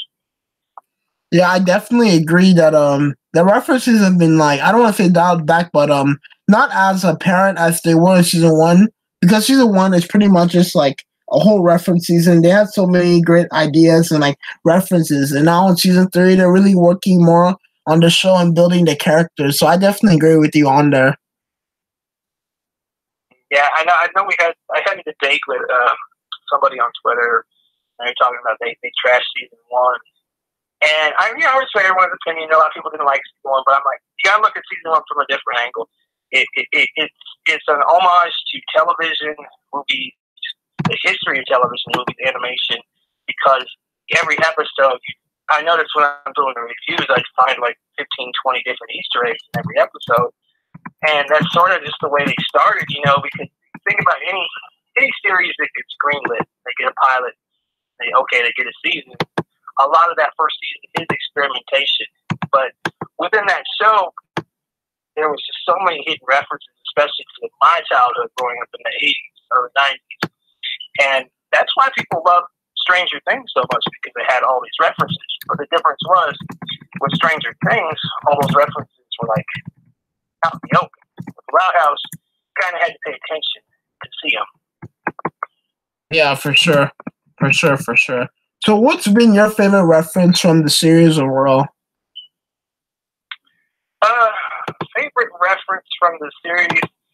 The one that stuck out to me was in The Longest Yard with Lynn, and where Lincoln ran the touchdown backwards. That was that happened in an NFL game in 1978. Minnesota Vikings linebacker Jim Marshall ran a touchdown in the wrong end zone, and I'm pretty sure that where Lincoln ran in the wrong end zone, that sort of came from that. That's a very famous play, and I thought that was like, wow, that's just really obscure to have in there. Mm-hmm. And also the Steve Martin references, we talked about this on the previous video, where he's one of the title cards, he's dressed as his character from Planes, Trains, and Automobiles. And in that same episode, him and Clyde are dressed like Steve Martin's character from Jerk. And any of the Steve Martin references too. So, Jason, I know you're a big NFL fan. Who's your team? Denver Broncos. Had a long season. And just fired our head coach, Vance Joseph. Yeah. I didn't know about that. They won the Super Bowl 3 years ago. So. Yeah. It's been pretty hard to replace Peyton Manning. Yeah, that's part of it. It's tough. I mean, he's one of the greatest of all time. Yeah, that's pretty tough. So, do you have any Super Bowl picks? Super Bowl picks. I'm gonna say Rams beat the Patriots. Oh, you know what? I think the Chiefs are gonna make it all the way this year. And in the NFC, that's a tough one. That's a tough one. I'm gonna have some fun. I'm gonna say the Cowboys are gonna make it to the Super Bowl this year. Chiefs, Cowboys. The Dallas and Kansas City, that'd be interesting. That'd be really interesting. So going back to the Lighthouse, as many of you who follow Jason have noticed, he's been drawing a lot of fun stuff on the show in the past few months. So Jason, besides Lincoln, who's your favorite character to draw? Lana. Oh, really? I think Lana, just some of the expressions that she gives and just how goofy she's dressed sometimes, being able to draw that hat and those overalls. And she's kind of a fun character to draw. I want to draw Lola more because one I haven't drawn as much. Yeah. And Lynn, I haven't drawn a lot of Lynn, but it's like the Lincoln one. The reason why I draw so much of the Lincoln is there's a lot of if you look out on it, there's a lot of like animation cards or whatever. You can find all like hundreds of different expressions that he has, and like they did that specifically for Lincoln. And some of the other characters, it's harder to find their expressions. But I like practicing with Lincoln because he's got all these different expressions. But I'm going to do more with the other sisters. And I always like to tie it into a TV show or movie or something. So I'm trying to be a little bit different. Try to make the art a little bit different than some of the other artists. I try just to stand out. All right. And Jason, I want to talk about some of your one of your best drawings. This amazing drawing after the creator of SpongeBob, Steven Hillenberg died. I can't really show it on the live stream, but I'm pretty sure it's your pinned tweet right now on Twitter. And you guys should go follow Jason at Jason H. Brow. And it's this amazing pic of SpongeBob pretty much crying because his dad pretty much, or his actual like animated dad or creator died, and you see Lincoln there cheering him up. So I wanted to have you talk about the process of making that drawing. Well, basically, when Steven Hillenberg passed away, I was looking at Twitter and Instagram, and you're seeing different things. And I believe there was a few artists that had, like sad pictures of SpongeBob, and so I was like, well, it's all Nickelodeon, and they're all like one family, right? So I'm thinking, well, I'll do one where we can giving him a pat on the back, saying it's going to be okay. And it really struck a chord with a lot of fans out there, and I got over 300 likes on that, quite a few retweets. And I wasn't doing that just to get exposure. It just felt right in the moment. Yeah, it's just such a great drawing overall. And were you on the podcast where we talked about Steven Hillenburg? Yeah. That was I was on that one. Yeah. And it's very sad. Very young. Unfortunately, he had ALS. Correct? Yeah, correct. Yeah. It's very unfortunate. Very, you could say he had, if not the most successful, one of the most successful animated series of all time. Mm-hmm. Yeah. So, any New Year's resolutions, Jason? I don't know if I have any New Year's resolutions or not. I definitely want to put out more content, and I know if I'm doing YouTube, I need to get more on board scheduled content and kind of having a specific area to go in to where I'm not just scattered all over the place. And that's sort of the plan. I want to just put more out there. I want to try to build more of a following on Twitter and Instagram. I was on Instagram Live earlier. Some of y'all made that up. I want to play around, experiment, and see what kind of works. I've done Facebook Live before too, but I think I use Facebook more for my personal page, like personal friends and coworkers and things like that. So I probably will keep it for that, and just use Instagram and Twitter and YouTube more for the Loud House related stuff. Oh, sweet. And let's see. Let's go back to the comment section. So, Mr. Cheras wants to say, thank you, Jason. Lana is so cute. So, I guess you talk about your Lana drawing. And I think someone in the comment section wanted to know, could you see Lana, like, actually getting a job, like, in an episode as, like, an actual, like, fixer or, like, a plumber, I guess? One of the interesting things that we haven't really talked with about Lana is, like, how Lisa's viewed as a superintendent, right? Yeah. Well, Lana's got to be up there too. She's a 6-year-old working on cars and engines and plumbing and all this other stuff like that. That's super intelligent at that age to be doing that. So, why not? We've already had Lincoln and Clyde working at a gas station. Yeah, it's kind of like if we could get an episode like Intern Awards for Lana, that'd be something that would really interest a lot of people. Mm-hmm. It's kind of like her character is really well liked, but like she doesn't come off as like popular, in my opinion, and I can kind of see why.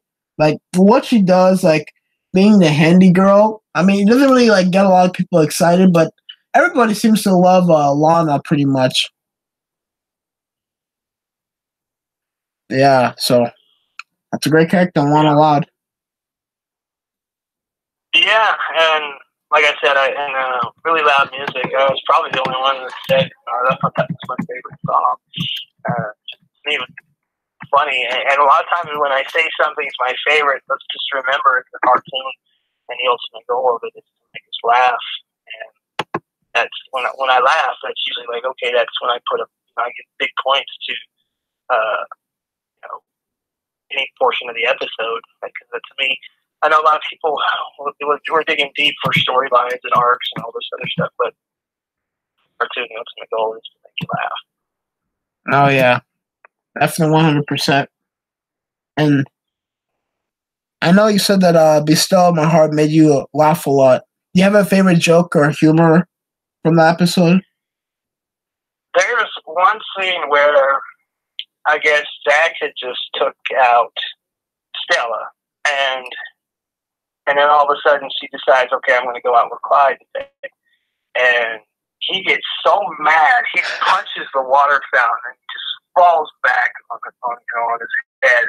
It was just, the animation in that scene was hilarious. And there's also the scene where they're up there with the Bunsen burner, or the chemistry set, or whatever, and they get distracted by Stella, and then they drop the chemicals, and it blows up in their face. Yeah, a lot of that humor kind of reminded me of throwback Tom and Jerry humor, and all the fun stuff they do with that animation stuff. Definitely a great thing. Yeah, Looney Tunes as well too. Like all the different scenes, Elmer Fudd, Bugs Bunny, or Yosemite Sam. Yeah. So another character, my favorite character I want to talk about now is Luann Loud. I think that video is coming out, or already came out, or maybe coming out this week. I said that I kind of feel or kind of wish that she may have got some more episodes this season. She really hasn't had anything to herself besides, what was that, Fool Me Twice, and then that was her pretty much crying at the end. So I mean that's the last we've seen of her, and then Head Poet Anxiety. But it would be great if she could get some more moments like Luna, because Luna has gotten a lot of episodes in. If they could get some more love for Luann, that would be great. So, how do you feel about Luann Loud overall? I enjoy her character. I do think that there's an evolution they can do with she wants to be a stand-up comedian. She's aspiring to be a stand-up comedian. If they could just get it past some of the silly puns that she does, and maybe develop that character more the way we've seen them develop other characters, I think that would be really good. I would see her, have some different shows where she has to change her act. The one time that we did see that was the one where Lincoln was her assistant, and they had these emo kids, and she kind of had to change it up and sort of do a mime thing. Yeah. So I like that idea. It's let's evolve the character a little bit more to where she's just saying silly puns all day. Yeah. Definitely 100%. Now, so what episode is on right now? Right now, this is the one I was complaining about on Twitter earlier, Cheers for Fears. Oh, yeah. So what is your big gripe about that episode? Because I'm not too big of a fan either. Okay, let's just go back a season to where you had Argued for Real, and they're real ghost hunters. They're actually out there hunting ghosts in that episode, in a real haunted house. And in here, we have a fake haunted house, and all of a sudden they're scared to death. They're crawling under a blanket, and Lincoln's holding Bun Bun because he's scared of a fake haunted house, even though he's a real ghost hunter and he wasn't scared of real ghosts. So I'm like, this doesn't make any sense. I mean, yeah. Like I said before, the animation in this episode, fantastic. Scenes where they're running and jumping and everything, very good. But overall, it just doesn't make any sense. Yeah, that episode broke a lot of continuity lines that they kind of established overall in the series, and that kind of sucked. That was pretty much the worst part of the episode. How much Lincoln and Clyde were screaming and yelling. I mean, I know they're 11-year-old boys, but they're not losers or something.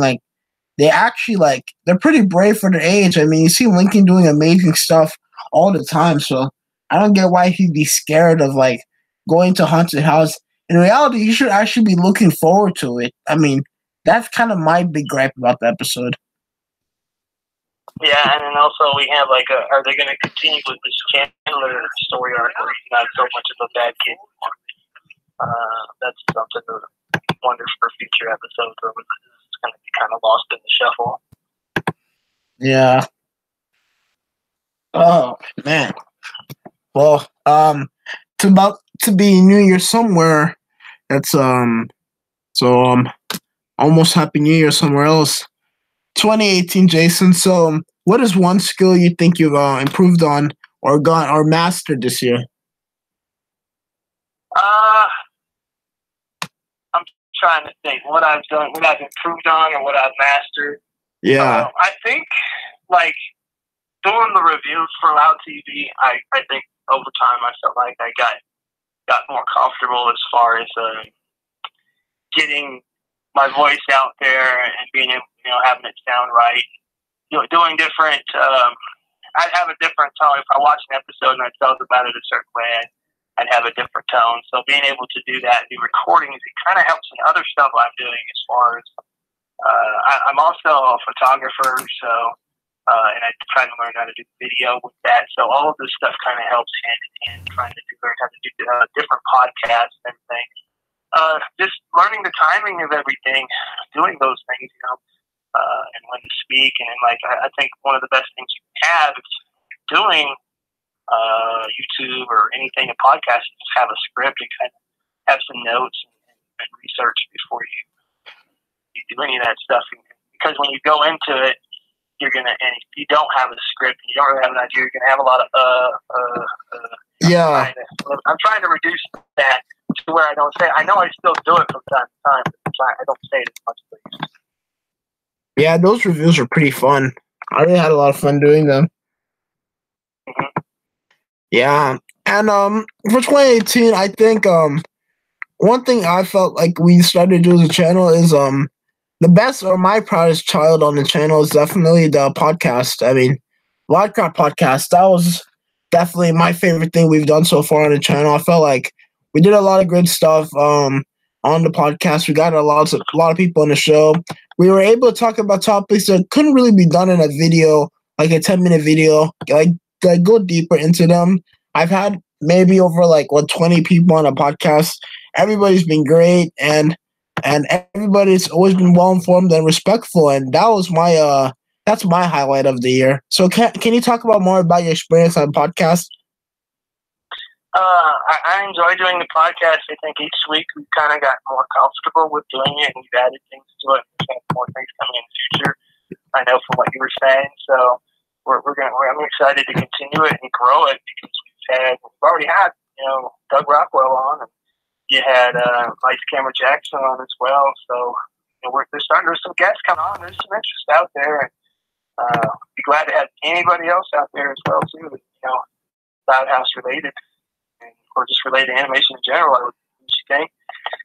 Yeah, and a funny thing is, a staff member who should not be named actually revealed to somebody who's on a podcast that they actually listen to it. So that's something pretty cool. Yeah, because there's so many of us, we can kind of rotate to different things.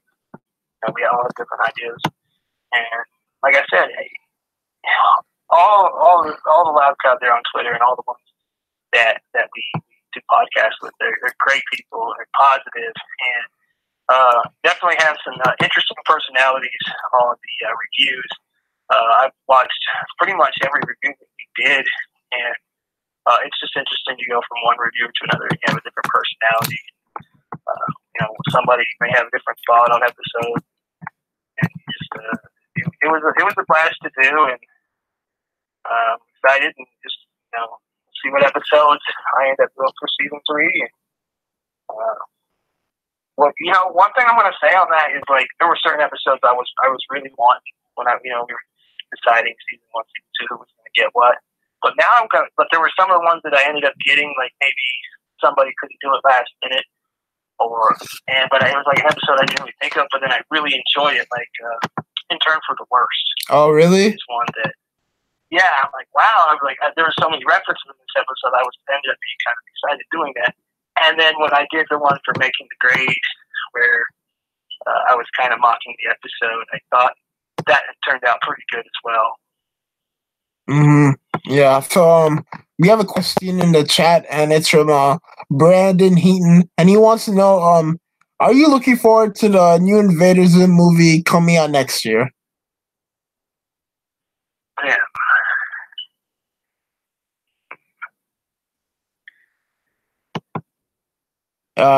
So that Invader Zim movie, Invader Zim, I kind of feel it predates me, because I don't really remember watching the show specifically, but I do remember a lot of the fanfare around the show. growing up. A lot of people like loved Invader Zim. I guess it just never seemed like not good of a show to me. Not saying it's a good show, but like I guess I wasn't old enough to appreciate it overall. But I mean, I'm definitely looking forward to a movie. It's good to see another one of the old Nicktoons being brought back for a movie. Yeah. So how do you feel about it?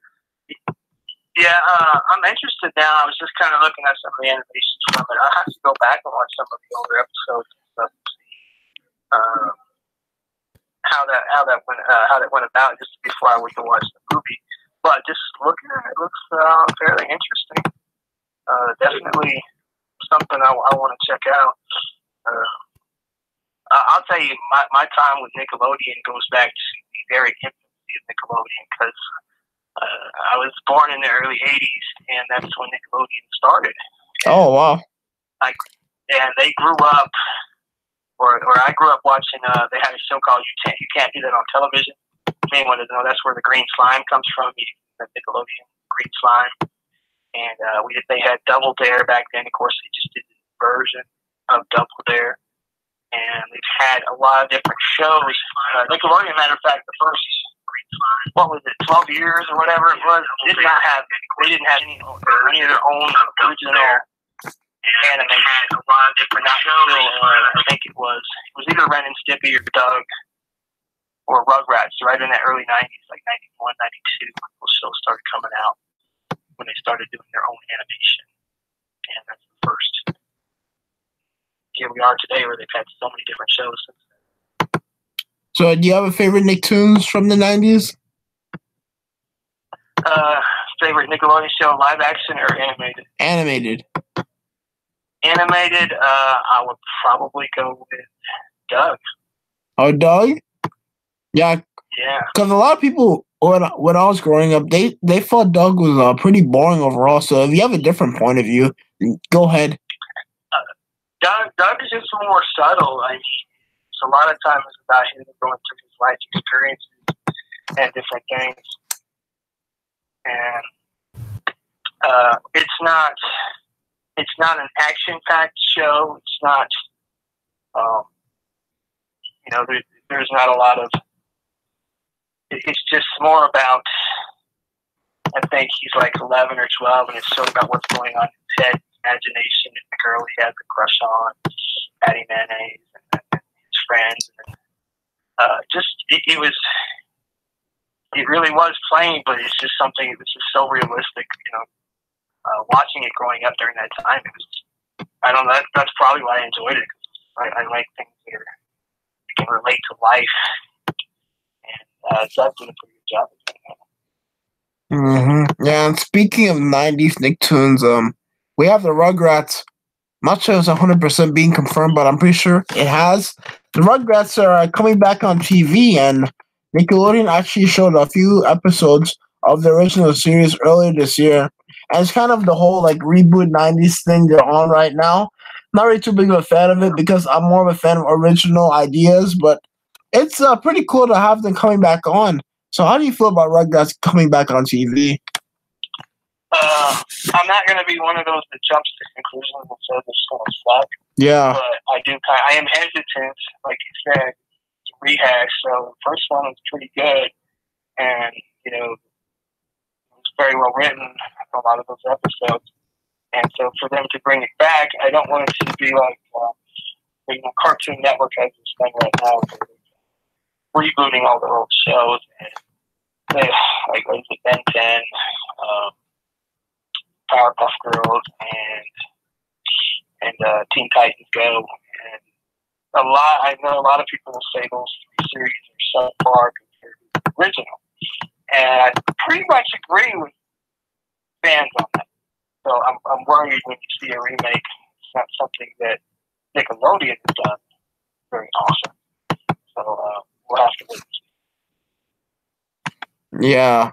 So what I would love to see is like a crossover between our Rugrats and the Loud House, but in which none of the Loud siblings are in an episode besides Lily Loud. Lily Loud hanging with like Tommy and Angelica, Chucky, all of them. That's a plot I would definitely have to see. I mean, I guess we could do it with the continuity that Lily's like a little bit older, like closer to Tommy's age, and like a little bit far away from like Dale's age. So that's something I'd love to see. Yeah, that would be cool, definitely. There's a lot of different Nickelodeon shows you can say, okay, you can cross over with Roundhouse, SpongeBob, or Fairly Odd Parents, or Danny Phantom. Those would be interesting. Of course, a lot of those shows ended, so I don't know if we can do that. Now, one interesting thing that I don't know if you've seen this, Cartoon Network did a crossover last year. Yeah, I saw it. KO. Yeah. Where Ben 10 turned into every one of those characters. And I'm like, that is one of the most epic scenes I've seen in animation. I mean, I do not like Ben 10 at all, but that was pretty cool. Yeah, wow. That's pretty awesome. And something else that's pretty cool to look forward to Nickelodeon coming in next year, besides Los Casagrandes, is I think they have, besides the Invaders Zim movie, they also have Rocco's Modern Life coming out. New shows like Glitch Techs and Wonder Park. So, I mean, kind of feels like a slow year on the channel, but they have a new president. So I think everything from 2020 and beyond, that's when you're gonna see like a new revolution on the channel. Yeah, definitely. They do need more animated shows out there. I think the only show that get the type of ratings a Roundhouse has been getting usually is Paw Patrol, and that's for the preschoolers, obviously. Yeah, it's really popular. Yeah, I mean, it'll get, when it airs a new episode, it gets very high ratings.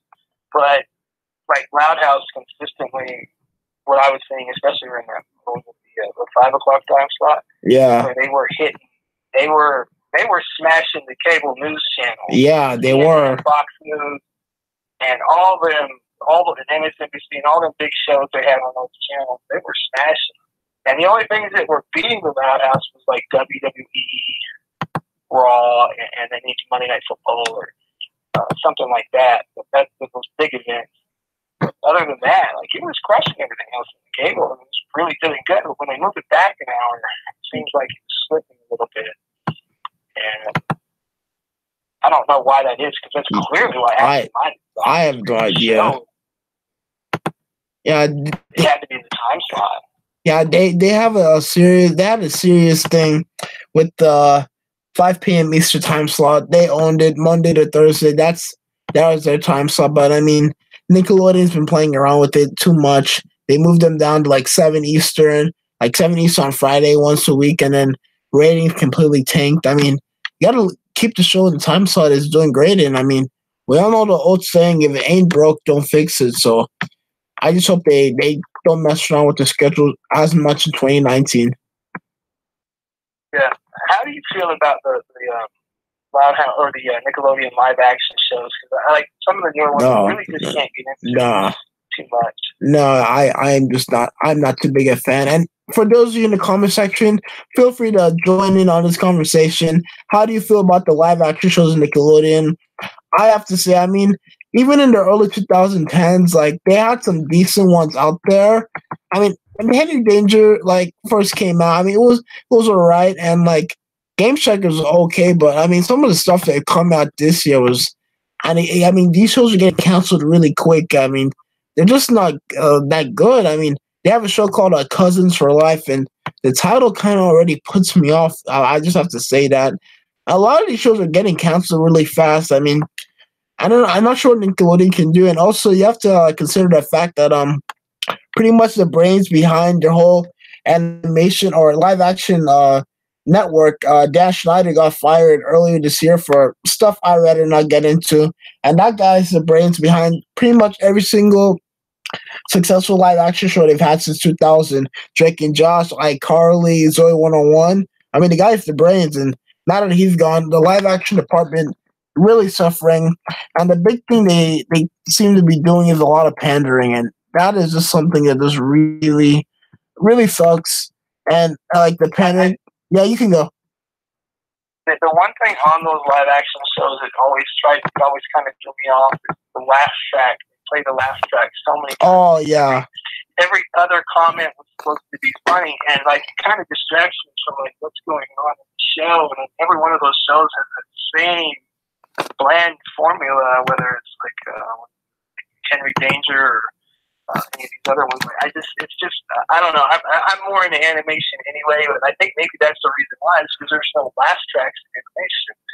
You can just watch the show straight through, and not, I don't need to be told when to laugh. Oh, I hate laugh tracks. I mean, that's pretty much why like a show like The Office, like the greatest show ever, is like my favorite show. I mean, I don't like being. I mean, no one likes being told when to laugh. Or like, it's pretty, because sometimes it's pretty weird when they play the laugh track and it's not really like that funny of a scene. So I mean, shows without the laugh track always seem way more funny to me. Yeah, I mean, if you go back to this older TV shows where they had like a live studio audience, you hear people laughing in the background, that's one thing, and that's fine. You get that canned laughter, and they start overusing it. It really becomes distracting, and I just think that that's sort of a thing that I can't knock them for doing it because it worked. And they got a lot of people watching it, a lot of ratings, they made a lot of money, and I'm not gonna fault anyone for watching them. So it's just something for me personally. It's too distracting, and I can't watch those live action shows. And speaking of live action, this can put us into a pretty cool discussion. A possible Lighthouse live action movie. How do you think that would work, Jason? Would you be a fan of it? I gotta say, I don't think I'd like it. I already think, well, this probably wouldn't work live action. I think it would be just better suited animated. I'm trying to think of anything that was animated and made into live action. Well, you have the Fairly Odd Parents movie. That one. They had one where I think Drake Bell played Timmy. I know it was really weird because Drake Bell's like a grown man and Timmy Turner is 10, so that was just pretty weird. That's the only one I can remember. I know SpongeBob did something kind of like that. That one wasn't that bad, but it was mostly CGI. Yeah, I remember when that Fairly Odd Parents one came out. I don't think I watched it. I like the cartoon that came out. Some of the, especially some of the earlier seasons were really fun. But live action, I don't know. I'm just like, if it's a cartoon, leave it a cartoon. If it's live action, leave it live action. I think they did a live action. Cartoon Network did one for Ben 10, and I was like, it's better as a cartoon. Yeah, I kind of remember that. You remember that show, Out of Jimmy's Head? I do. That was sort of like was it like a live action on Cartoon Network? Yeah, it was like a crossover. They had like this guy, I'm pretty sure he got hit hard on the head, and he started seeing like animated characters. That was really something. That was like the start of. I mean, Cartoon Network, they don't do a live action anymore because it's really, their live action was really bad. So, and they're the Cartoon Network, so they kind of shouldn't really be doing it. So they figured that out really fast.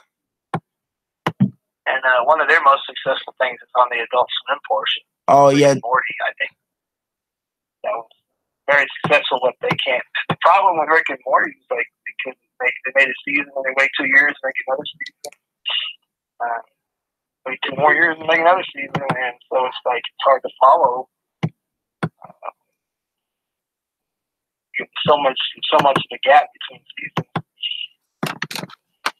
Yeah, those are really good. That's a really good show. I mean, if you're into dark humor, and I like it. I like a balance between the more the light hard humor and the loud house, the darker stuff. You get the twisted stuff like Family Guy and South Park. Also, Cartoon Network had a really good show. Over the Garden Wall. Oh yeah, that was great. Colin Dean was one of the voices. Yeah, and Elijah Wood was in it. That was really good. That was really good. Yeah, I remember. I think I rewatched it like a few summers ago, and it was a masterpiece of its time. And it kind of, I'm not sure if it started, but it's kind of one of the earliest shows that did the whole short series thing, where you make like a really good story, but you don't need 50 episodes to tell it. You tell a really good story in 10 episodes. Yeah, and then I just remember somebody. There was one bit I seen where Greg was singing the Potato Molasses song, and someone was like, "Oh, that sounds just like Lincoln Loud." And I wrote that over, but it's Lincoln Loud. Yeah, I know, dude.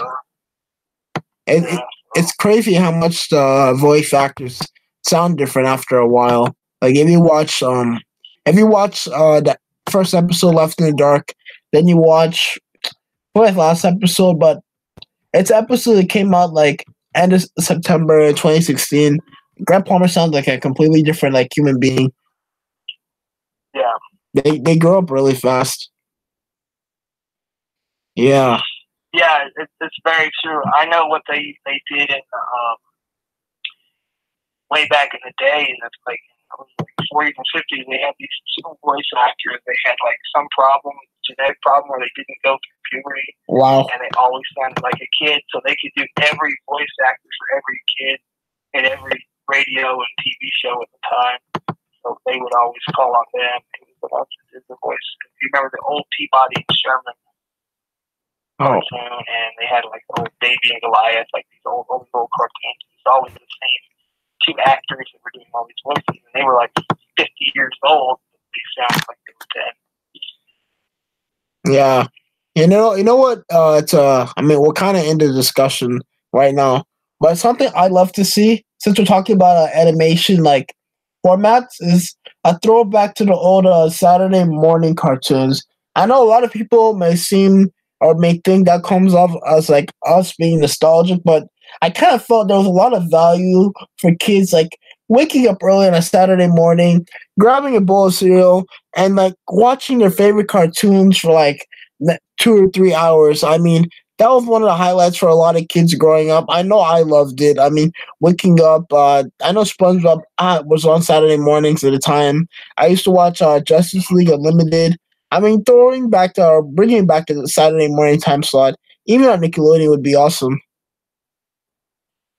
Yeah, when I grew up on the Saturday mornings, it was when all the networks, like ABC, NBC, Yeah. CBS, were all showing cartoons, and they had what was it, like Ninja Turtles, Ghostbusters, Garfield. You had Looney Tunes on. You had X-Men. You had Alvin and the Chipmunks. We had Smurfs. Wow. I'm trying to think what else was coming on live at that time.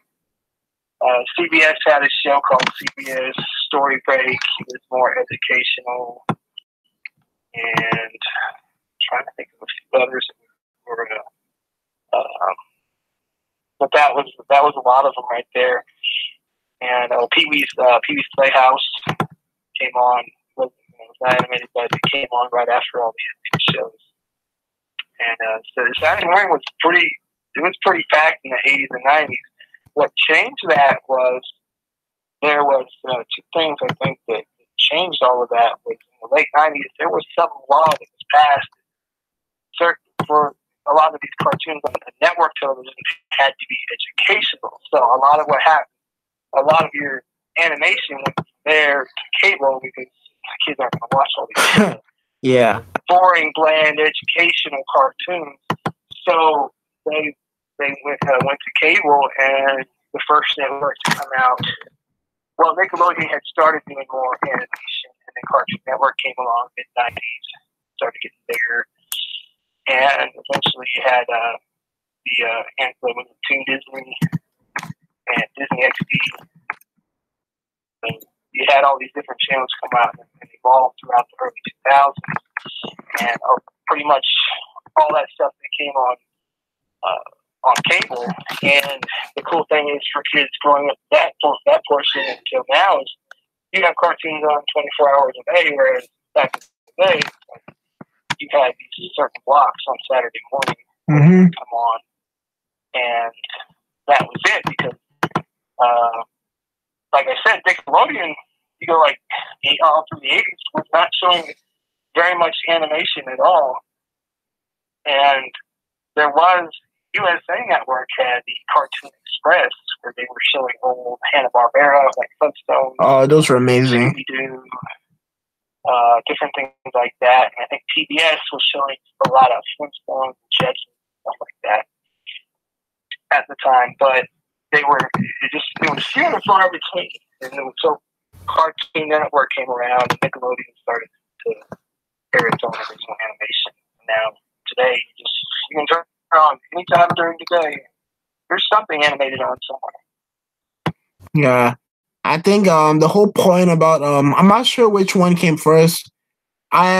Maybe Cartoon Network came first, but I mean, whenever I'm just gonna use Cartoon Network here for this point, the idea of having like a network entirely showing cartoons like close to 24/7 was pretty revolutionary. And what Ted Turner did it in the 80s, I mean, a lot of people probably had a lot of doubts about it, but then he realized that animation, it's not only a children's medium, it's an adult medium. I mean, everybody can watch cartoons because cartoons are eternal. That kind of humor is eternal. Almost anybody can like be related into it.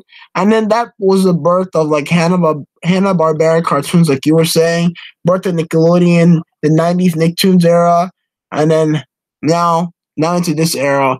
And that kind of leads into the next topic about the next generation. After the kids you were just talking about, with them have over 100 channels, the next generation is like the stream generation. And I'm talking about the kids with Netflix and Hulu, where they don't really, they're not really watching cable anymore because we're witnessing the death in cable. And something that's very interesting about it is that these kids, it's going to be harder to get them introduced into newer shows because they have so much control about what they watch, and maybe they're going to be kind of reluctant into going to new shows. So I want to know your opinions on this new generation of kids, the stream generation, and them watching things on Netflix. Yeah, I think that seems to be where everything is going. Everything's tablet-based.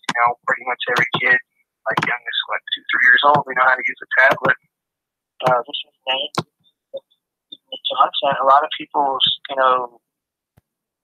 cancel their cable and satellite subscriptions, and they're just going to like the Roku's and the Netflix and Hulu and different things like that. So that seems to be where everything's going. You can just see it in the stark contrast in the last 4 or 5 years. The ratings have gone down overall for all cable channels, and that's where everything's going now. It's going to be Netflix. You can see it I know it's not animated, but that movie Bird Box came out last week. Like 45 people watched that on Netflix. Oh, I watched it. Yeah. What'd you think? Wow.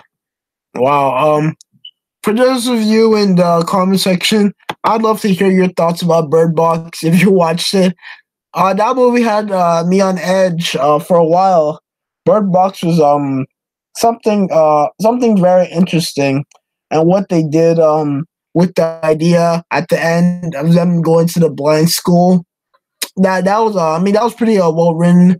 A lot of plot holes, a lot in the episode. Not episode, the movie. What exactly they were looking at. Who was immune? Like why certain people went psycho and some people didn't go psycho. But overall, I thought it was a pretty solid movie. What was your reaction or view on it? I thought the first half of the movie was better. I thought it kind of slowed down because at the end you're trying to sit there like, okay, when are they going to get there? When are they going to get there?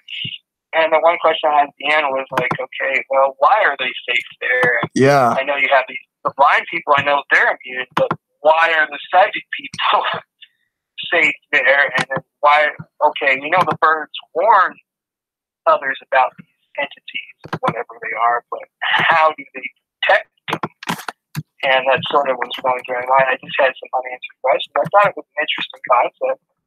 I have some questions about it, like, what is it these birds are doing to protect them? Because they're all up there in kind of the arc. That's just something I was wondering at the end of it.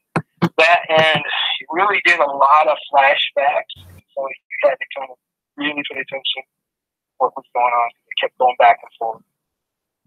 But it's worth watching for the 1% of the population. Maybe I'll do a Loud House fan art. Bird Box. Yeah. Another cool movie that came out recently is Into the Spider-Verse. Man, yes. like I think I said this somewhere. That may be the best piece of animation that's come out this year, and what they did with all those different versions of Spider-Man, but still being able to focus on Miles and showing it through Miles' view was something spectacular. And you got to see a lot of the characters work well within one another. Miles working and learning from Peter, learning from Gwen, and then the introduction of those like different Spider people, Penny, Spider Nor, and like Spider Ham. I just love the movie overall. Not a single second of that movie felt like it was out of place. Again, great creative, innovative animation overall. So what were your thoughts? Yeah, I thought it was a different story. Anyway, like we've seen since the first Tobey Maguire Spider-Man, 2001. Yeah, I think so. The last 18 years, we've seen all these different sequels and rehashes, and a lot of it kind of bored me. I'm like, oh, another Spider-Man, really? So this one, I was like, well, this one's a bit different, and of course, it's animated, and it goes in a lot of different directions. So you see where he's there, and Spider-Man dimension dies, and he's like, well, what do I do now? And all these other Spider-Men from other dimensions show up, and they end up helping him out. You know, there's sort of a plot twist there with his uncle, and this is a really well written movie overall. There's a lot of action, a lot of fun to watch. Yeah, I definitely agree. I know, going back to Bird Box, I mean, whose death was the saddest in your opinion? Whose death in Bird Box was saddest in your opinion? What was it? What about Bird Box?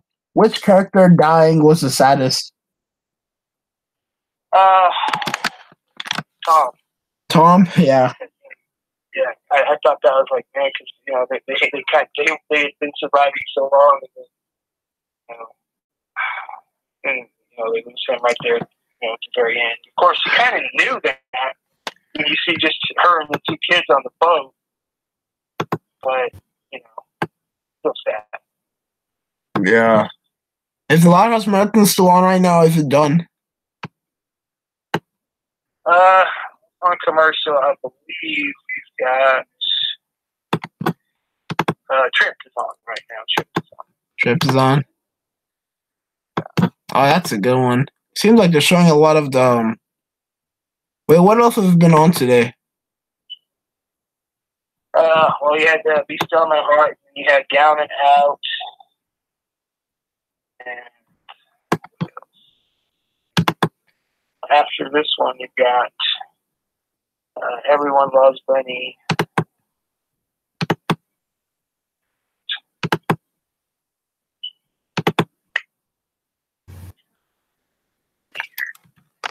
Look on my DVR and see which ones.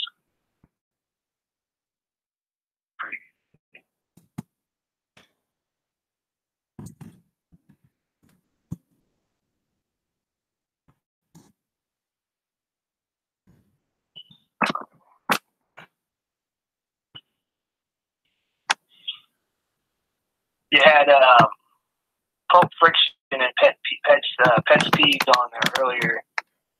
Pet's Peeves was a lot of people thought that one was a boring episode. Oh, how did you feel about it? I thought it was different. I mean, it wasn't a great episode, but it was interesting just to see the personality of all the different pets. And for those who don't know, they're all named after famous cartoonists and animators. So it was an interesting. I don't mind them trying different things like that. Yeah, that works. It wasn't the most interesting, but I don't mind trying. Yeah, I mean, the pet peeve when it first came out, it definitely felt pretty innovative. I mean, the funny thing is, a lot of people were saying that they rather give the pets an episode of some of their sisters, which is pretty funny. And I guess I had such low expectations watching it that I actually saw that came out to be a pretty above average episode with the pets saving Watterson in the end, which is pretty awesome. Yeah, that was pretty neat how it's sort of a twist there at the end. It sort of reminded me of that Secret Life of Pets. Yeah, for sure. I can't remember if that came out before that or after. Yeah. So I'm pretty sure that's getting that is the episode on right now close to the last one. Let's see.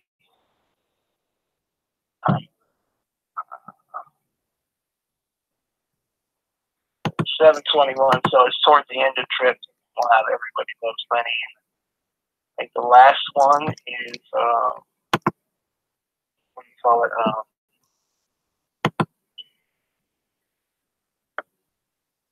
Middleman will be the last one. Oh man. Of the marathon. Yeah, I know. How's the Lincoln interactive part going? I mean, it's interesting. I haven't been playing along, but I'm sure if anybody out there is playing along with it. But it's like every now and then one of the characters comes up on the screen. You got to use that screen up app to take a picture. Yeah, from what I'm feeling that Nickelodeon's really gonna start shifting towards the Lighthouse being its main show starting next year, maybe 2020. But I think for sure next year, especially with Casa Grande's coming out, so 2019 could be a really monumental shift in the way Nickelodeon like broadcasts its shows and like promotes a lot of its content. I think definitely a shift towards the Loud House being the number one show for SpongeBob could definitely happen. Yeah. So yeah, very much so. One thing watching Trip, and I've thought about this in some episodes, and obviously there's some episodes where you do see modern like today's technology, but there's some episodes that have like a feel to them, like they take place in an older time period. And because you look at like the vehicles outside, like older style vehicles, like the old Volkswagen Buzz. yeah, They're drawn in a picture and things like that. So in some ways, I feel like some of the episodes take place in different time periods. If that makes any sense. Whatever. Yeah, so the closest we've actually had to this was an Absent-Minded, I believe. They referenced something, I think, in 2016 or 2014. You know what?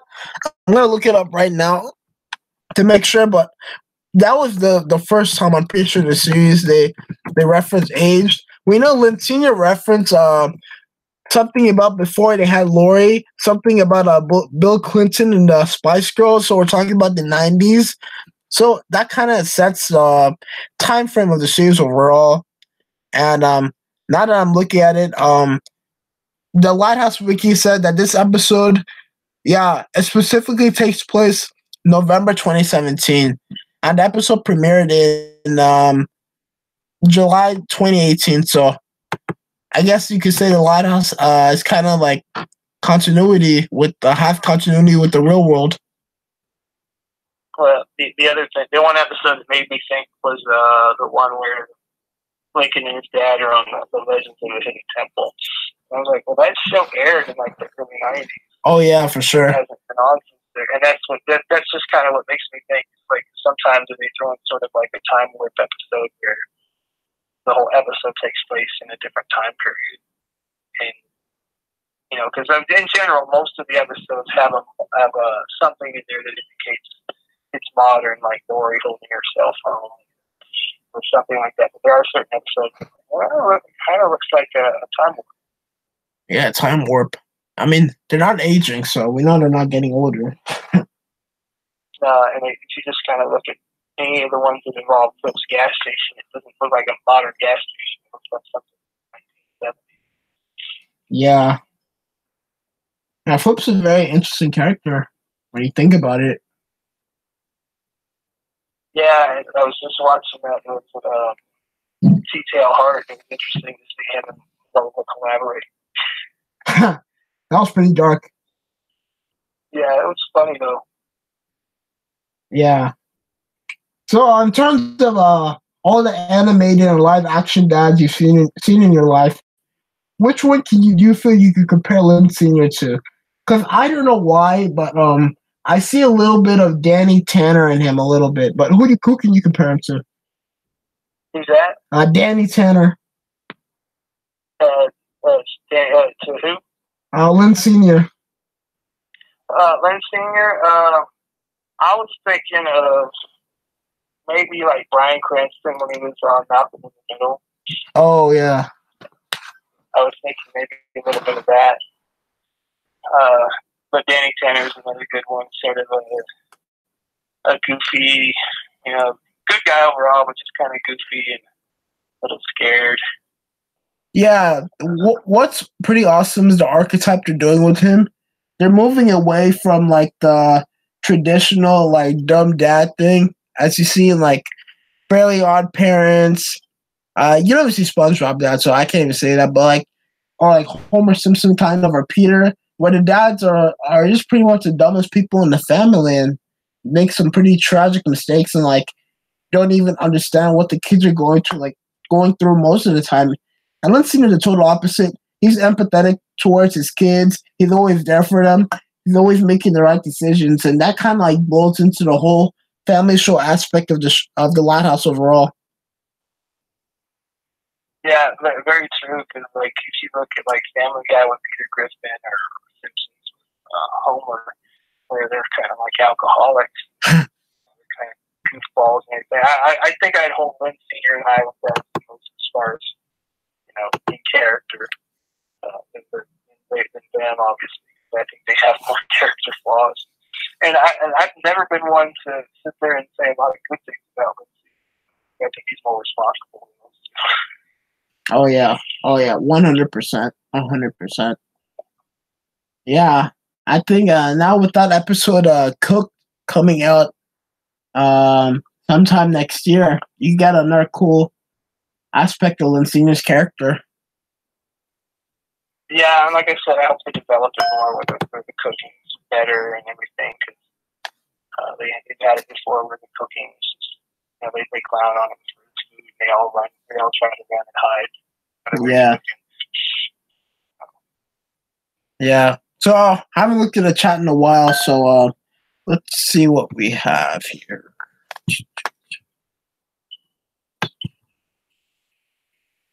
Oh yeah, have you heard of the show called Pinky Malinky? What's it called? Let me look at the chat. Yeah, Brandon Heaton was talking about it. It's like it's a new Nicktoon premiering on Netflix. The first of its kind premiering on Netflix. It comes out tomorrow on Netflix.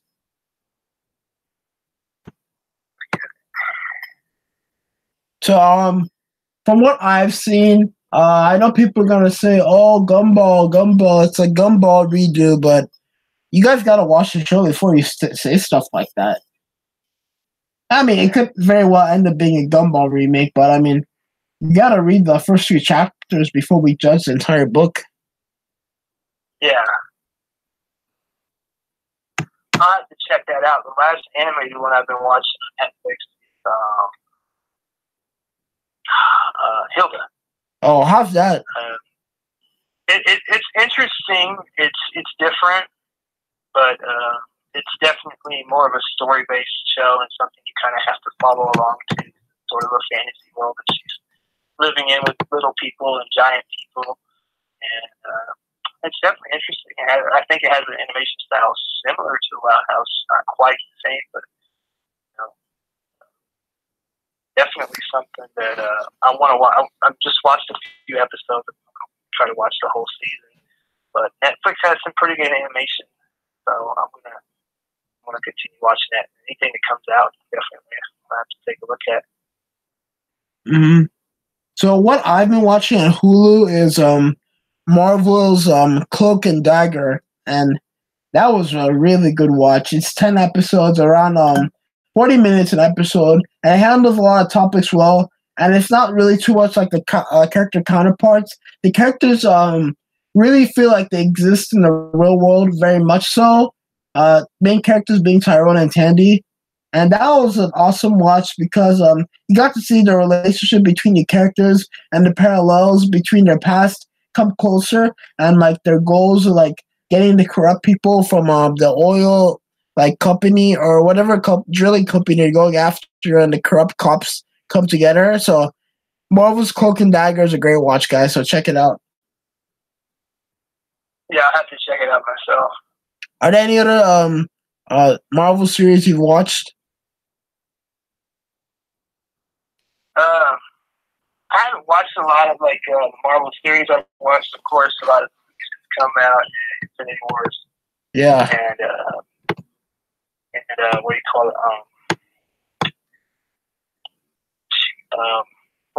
Guardians 2 would come out before that. Yeah. And why am I forgetting it now? If the Spider-Man Homecoming. Yeah, that one and Deadpool. Oh yeah. And now I think the one I'm excited for is Captain Marvel. Yeah, that's the closest one. Yeah, it's a big year for Marvel too. Who's your favorite Marvel hero? Probably Wolverine. Wolverine. Yeah. Mine is Iron Man, Tony Stark. You just gotta love a hero with the ego streak. A guy who has the brains to fix any situation, but a guy who definitely always has a chip on his shoulder. I definitely love a character like that. Yeah. Are you watching are you a Young Justice fan? Are you a Young Justice fan? I couldn't hear that. Young Justice. Have you heard of the show? No. Okay, so it's a show that's coming out. Oh no, it's coming back for season 3. Oh yeah. I've heard it. I think I've heard it. Yeah, so I'm excited for it, man. 7-year hiatus, I'm pretty sure. Which is awesome. Long time. Okay, and now going back to the comment section or chat section, Cindy Jones wants to know, do you think we'll see anything about Lynn Sr.'s parents? Like, because we only know about his grandmother, which I'm not sure who's his grandma again.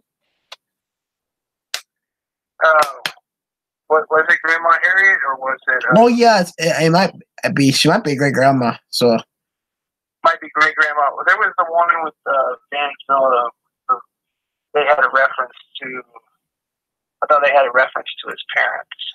Yeah, I mean, seeing an entire Lados family tree like drawn out and like confirmed by the staff writers, that'd be awesome. Yeah, because I guess we assumed that his only living grandparent is Pop. That's on his mom's side, right? Yeah.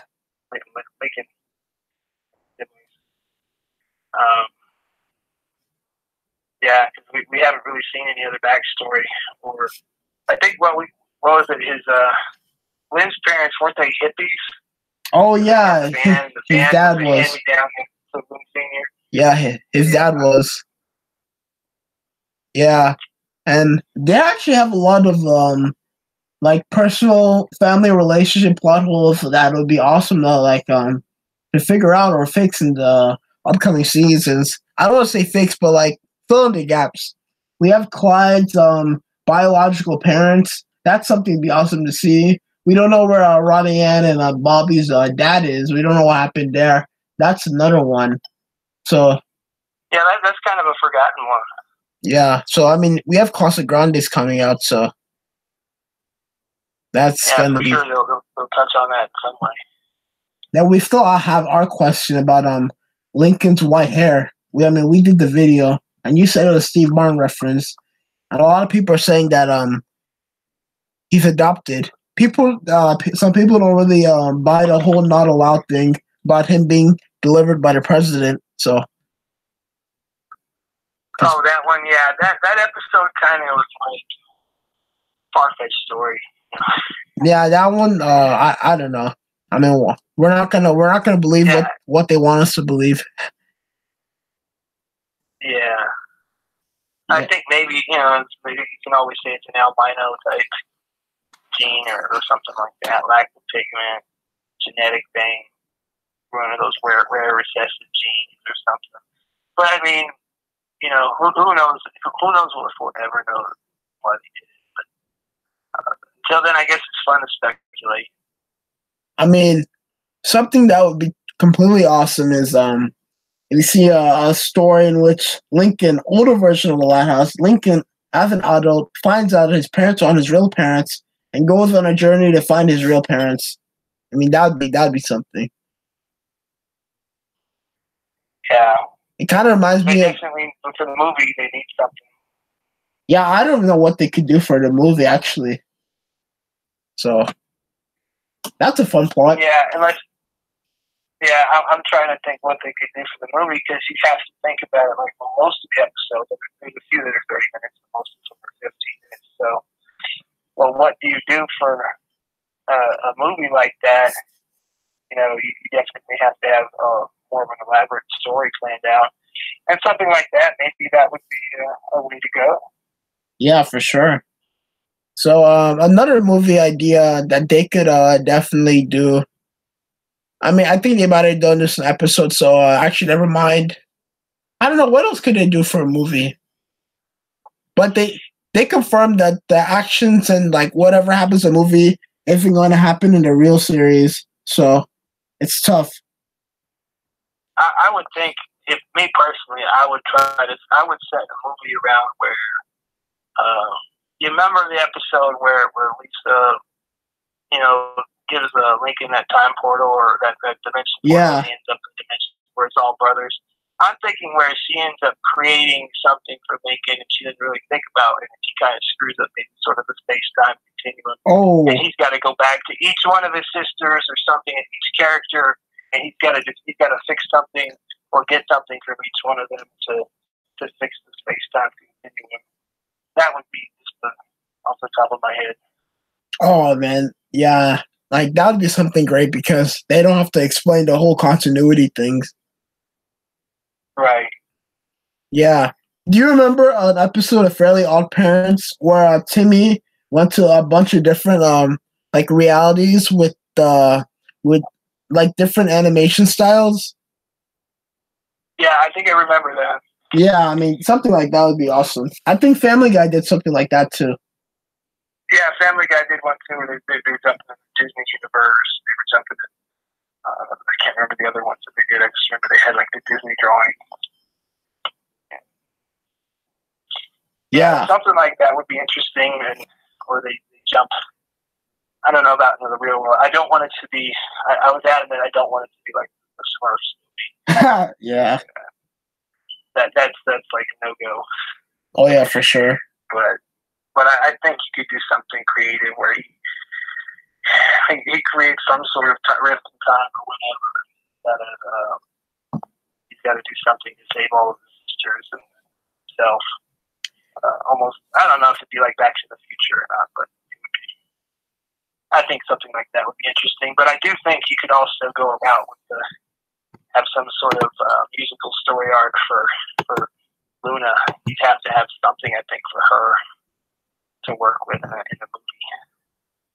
Yeah, and something we talked about in a podcast. I think it was Ryan. It could have been you. We talked about how the animation for the Christmas bumpers actually would be a good starting point for a movie with a different animation style. Yeah, that was me and Ryan were talking about that, and yeah, that would be interesting. I mean, I don't know how the cost of it. If it's more expensive than doing what they do now, but it would be. I think actually it would be actually pretty I'm not sure if I'm getting this correct, but they said that it'd be cheaper than actually doing Flash, the animation they're doing right now. I'm not sure why, but I think a lot of movies, when animated shows try to go into a movie, they try to change the animation style because, of course, like making 11-minute episodes takes 6 months, so making an hour is going to take a long time. So they try to go to a cheaper version that still looks pretty pleasing. So them going to a CGI version of the show could be a pretty seamless transition, and something I'd look forward to see. Anime Lighthouse. Yeah. So right now it's 7:40 Central, 8:40 Eastern, and we're here on New Year's Eve. I'm doing our first live broadcast, and we're gonna plan on doing a lot of more of these in the future. So keep an eye out for that. Keep an eye out for the channel. So let's see what you guys are on. Brandon Heaton. I'm not sure which Bumblebee you're talking about there in that question there. I know. I was thinking maybe the new movie. Oh yeah, the new. I don't even know what movie that's about. Can you tell me? Well, it's sort of like a prequel to the Transformers. I guess the origin of Bumblebee character. Oh wow. And I heard it's pretty good. I mean, I was hesitant at first, but a lot of my friends have seen it. So yeah, it's pretty good. You gotta go check it out. So I haven't seen it yet, but something I want to see because I think I'm more excited for this than the Transformers sequels. Because I thought by the time they made that, whatever it was, the fourth one, I was like, oh, this is kind of, I don't know. I kind of got lost by the time they made those last couple sequels. So but I hear this is better. So if you hear it's better, then hopefully it is better. Yeah. Yeah. And oh hey Ronnie and Edits. I haven't seen that name around. So what is up? And we already did Pinky Malinky. Blah blah blah. But a cool episode idea that somebody was kind of talking about earlier is an episode of like Lighthouse Counterparts. And the closest we've come to this was in Fool Me Twice with Luann getting doppelgangers, or the family actually getting doppelgangers, and Luann like manipulating them.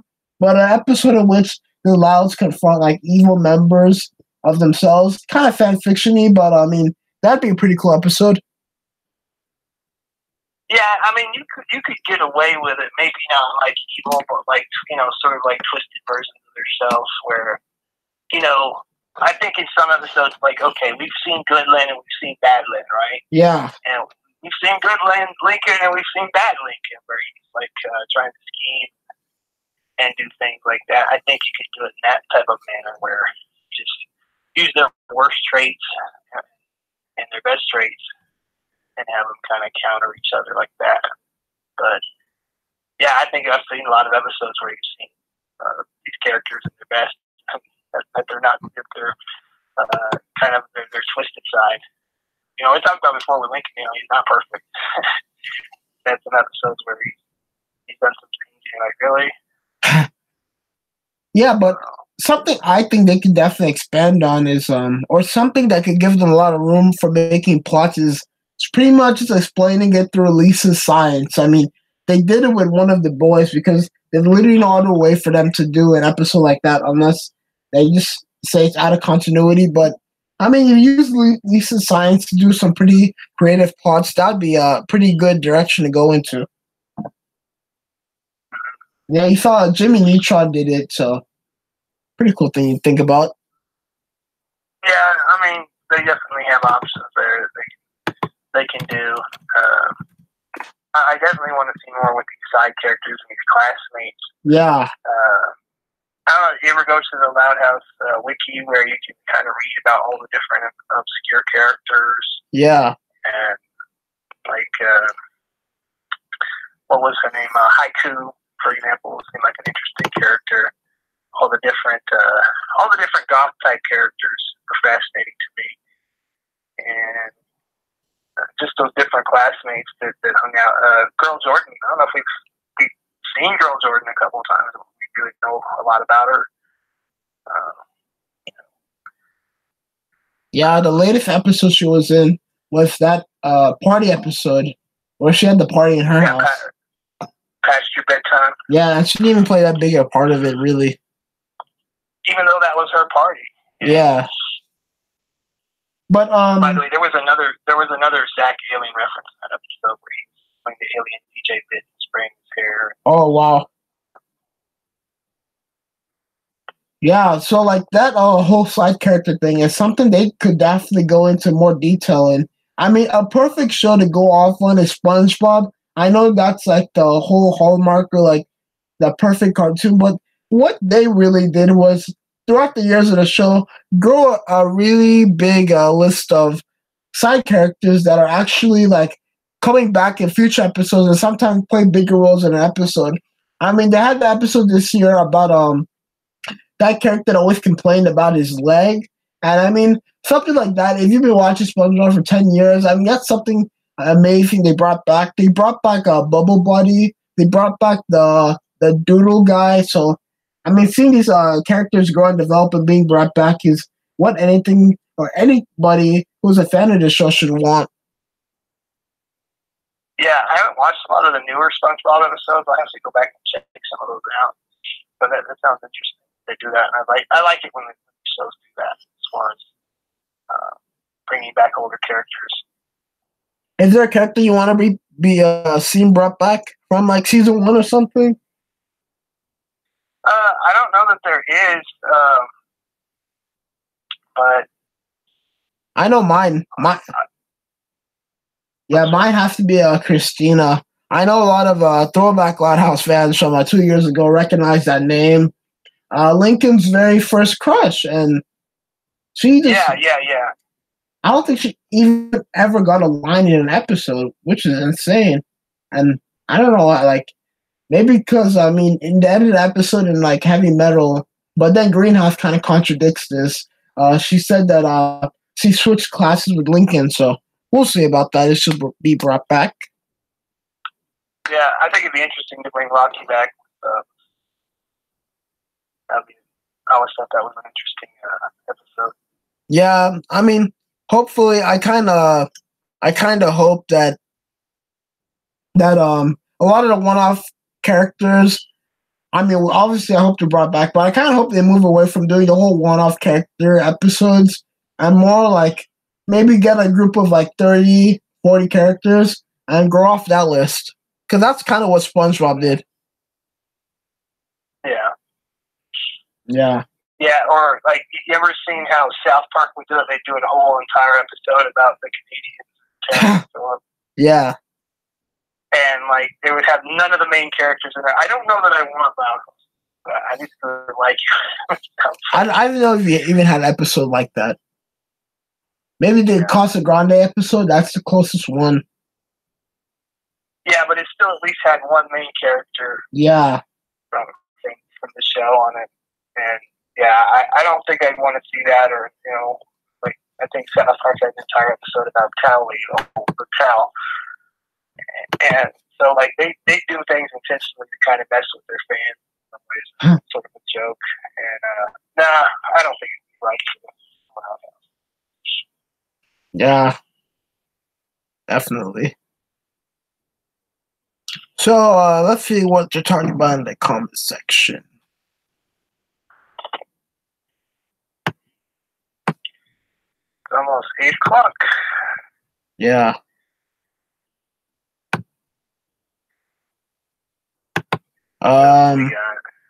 Body swap.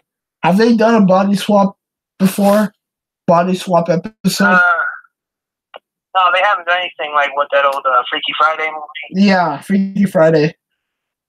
That would be interesting. Lisa would be involved in this. Oh, that'd be perfect. That's actually something they should really do. I mean, that's perfect for the show. Another, she switches Rita with one of the girls. Yeah, or like something. If Lisa doesn't get switched, they have 10 siblings to switch characters with. So something to think about. Or somehow or another she hits it and everybody gets switched. Like all 11 of them swaps a different body. Oh yeah, yeah. I mean, we had something like that. I mean, Cover Girls where they dressed up as like one another. So yeah, that was funny where they were parodying each other and kind of knew each other's whole tendencies and everything. And funny that Grandpa was blind and so. Yeah. So I mean, here's some cool news we got this week. I think it was last week actually. So we found out that the first few episodes of season 4 are actually going to be focused on the Casa Grandes. We're going to be getting a Casa Grande arc in the beginning of the season, and the very first episode of that arc is going to be a half-hour special. So this is truly the first storytelling or serious storytelling to the series and the show is going to be doing. So, what do you think about that? The whole arc thing. Yeah, I wonder if you're going to see like a lot of scenes with Ronnie Ann hanging out with her friends in the city, walking around town, and how she interacts with those friends is different than the way she acts with Lincoln and everybody. Yeah. So the whole arc thing, it's gonna be. I wonder if the episodes are gonna build on one another, be separate. That's something to look forward to. And also, what kind of development they do with the Casa Grande family members, some of them, that's something else to look forward to.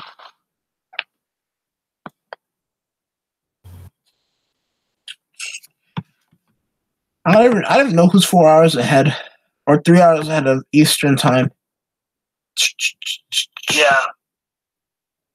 Did you want to take a break at some point, or? Yeah, we'll take a break in like 9 minutes. We can come back maybe around midnight, maybe after.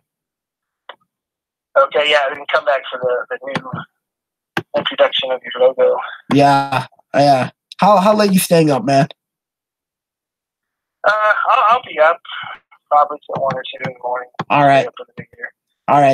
All right, guys. Thanks for listening to the pod or the stream. We're gonna do more of these, so we'll see you guys. If you guys are still up later tonight. All right, see you guys. See you, Jason. Later. Yeah, bye.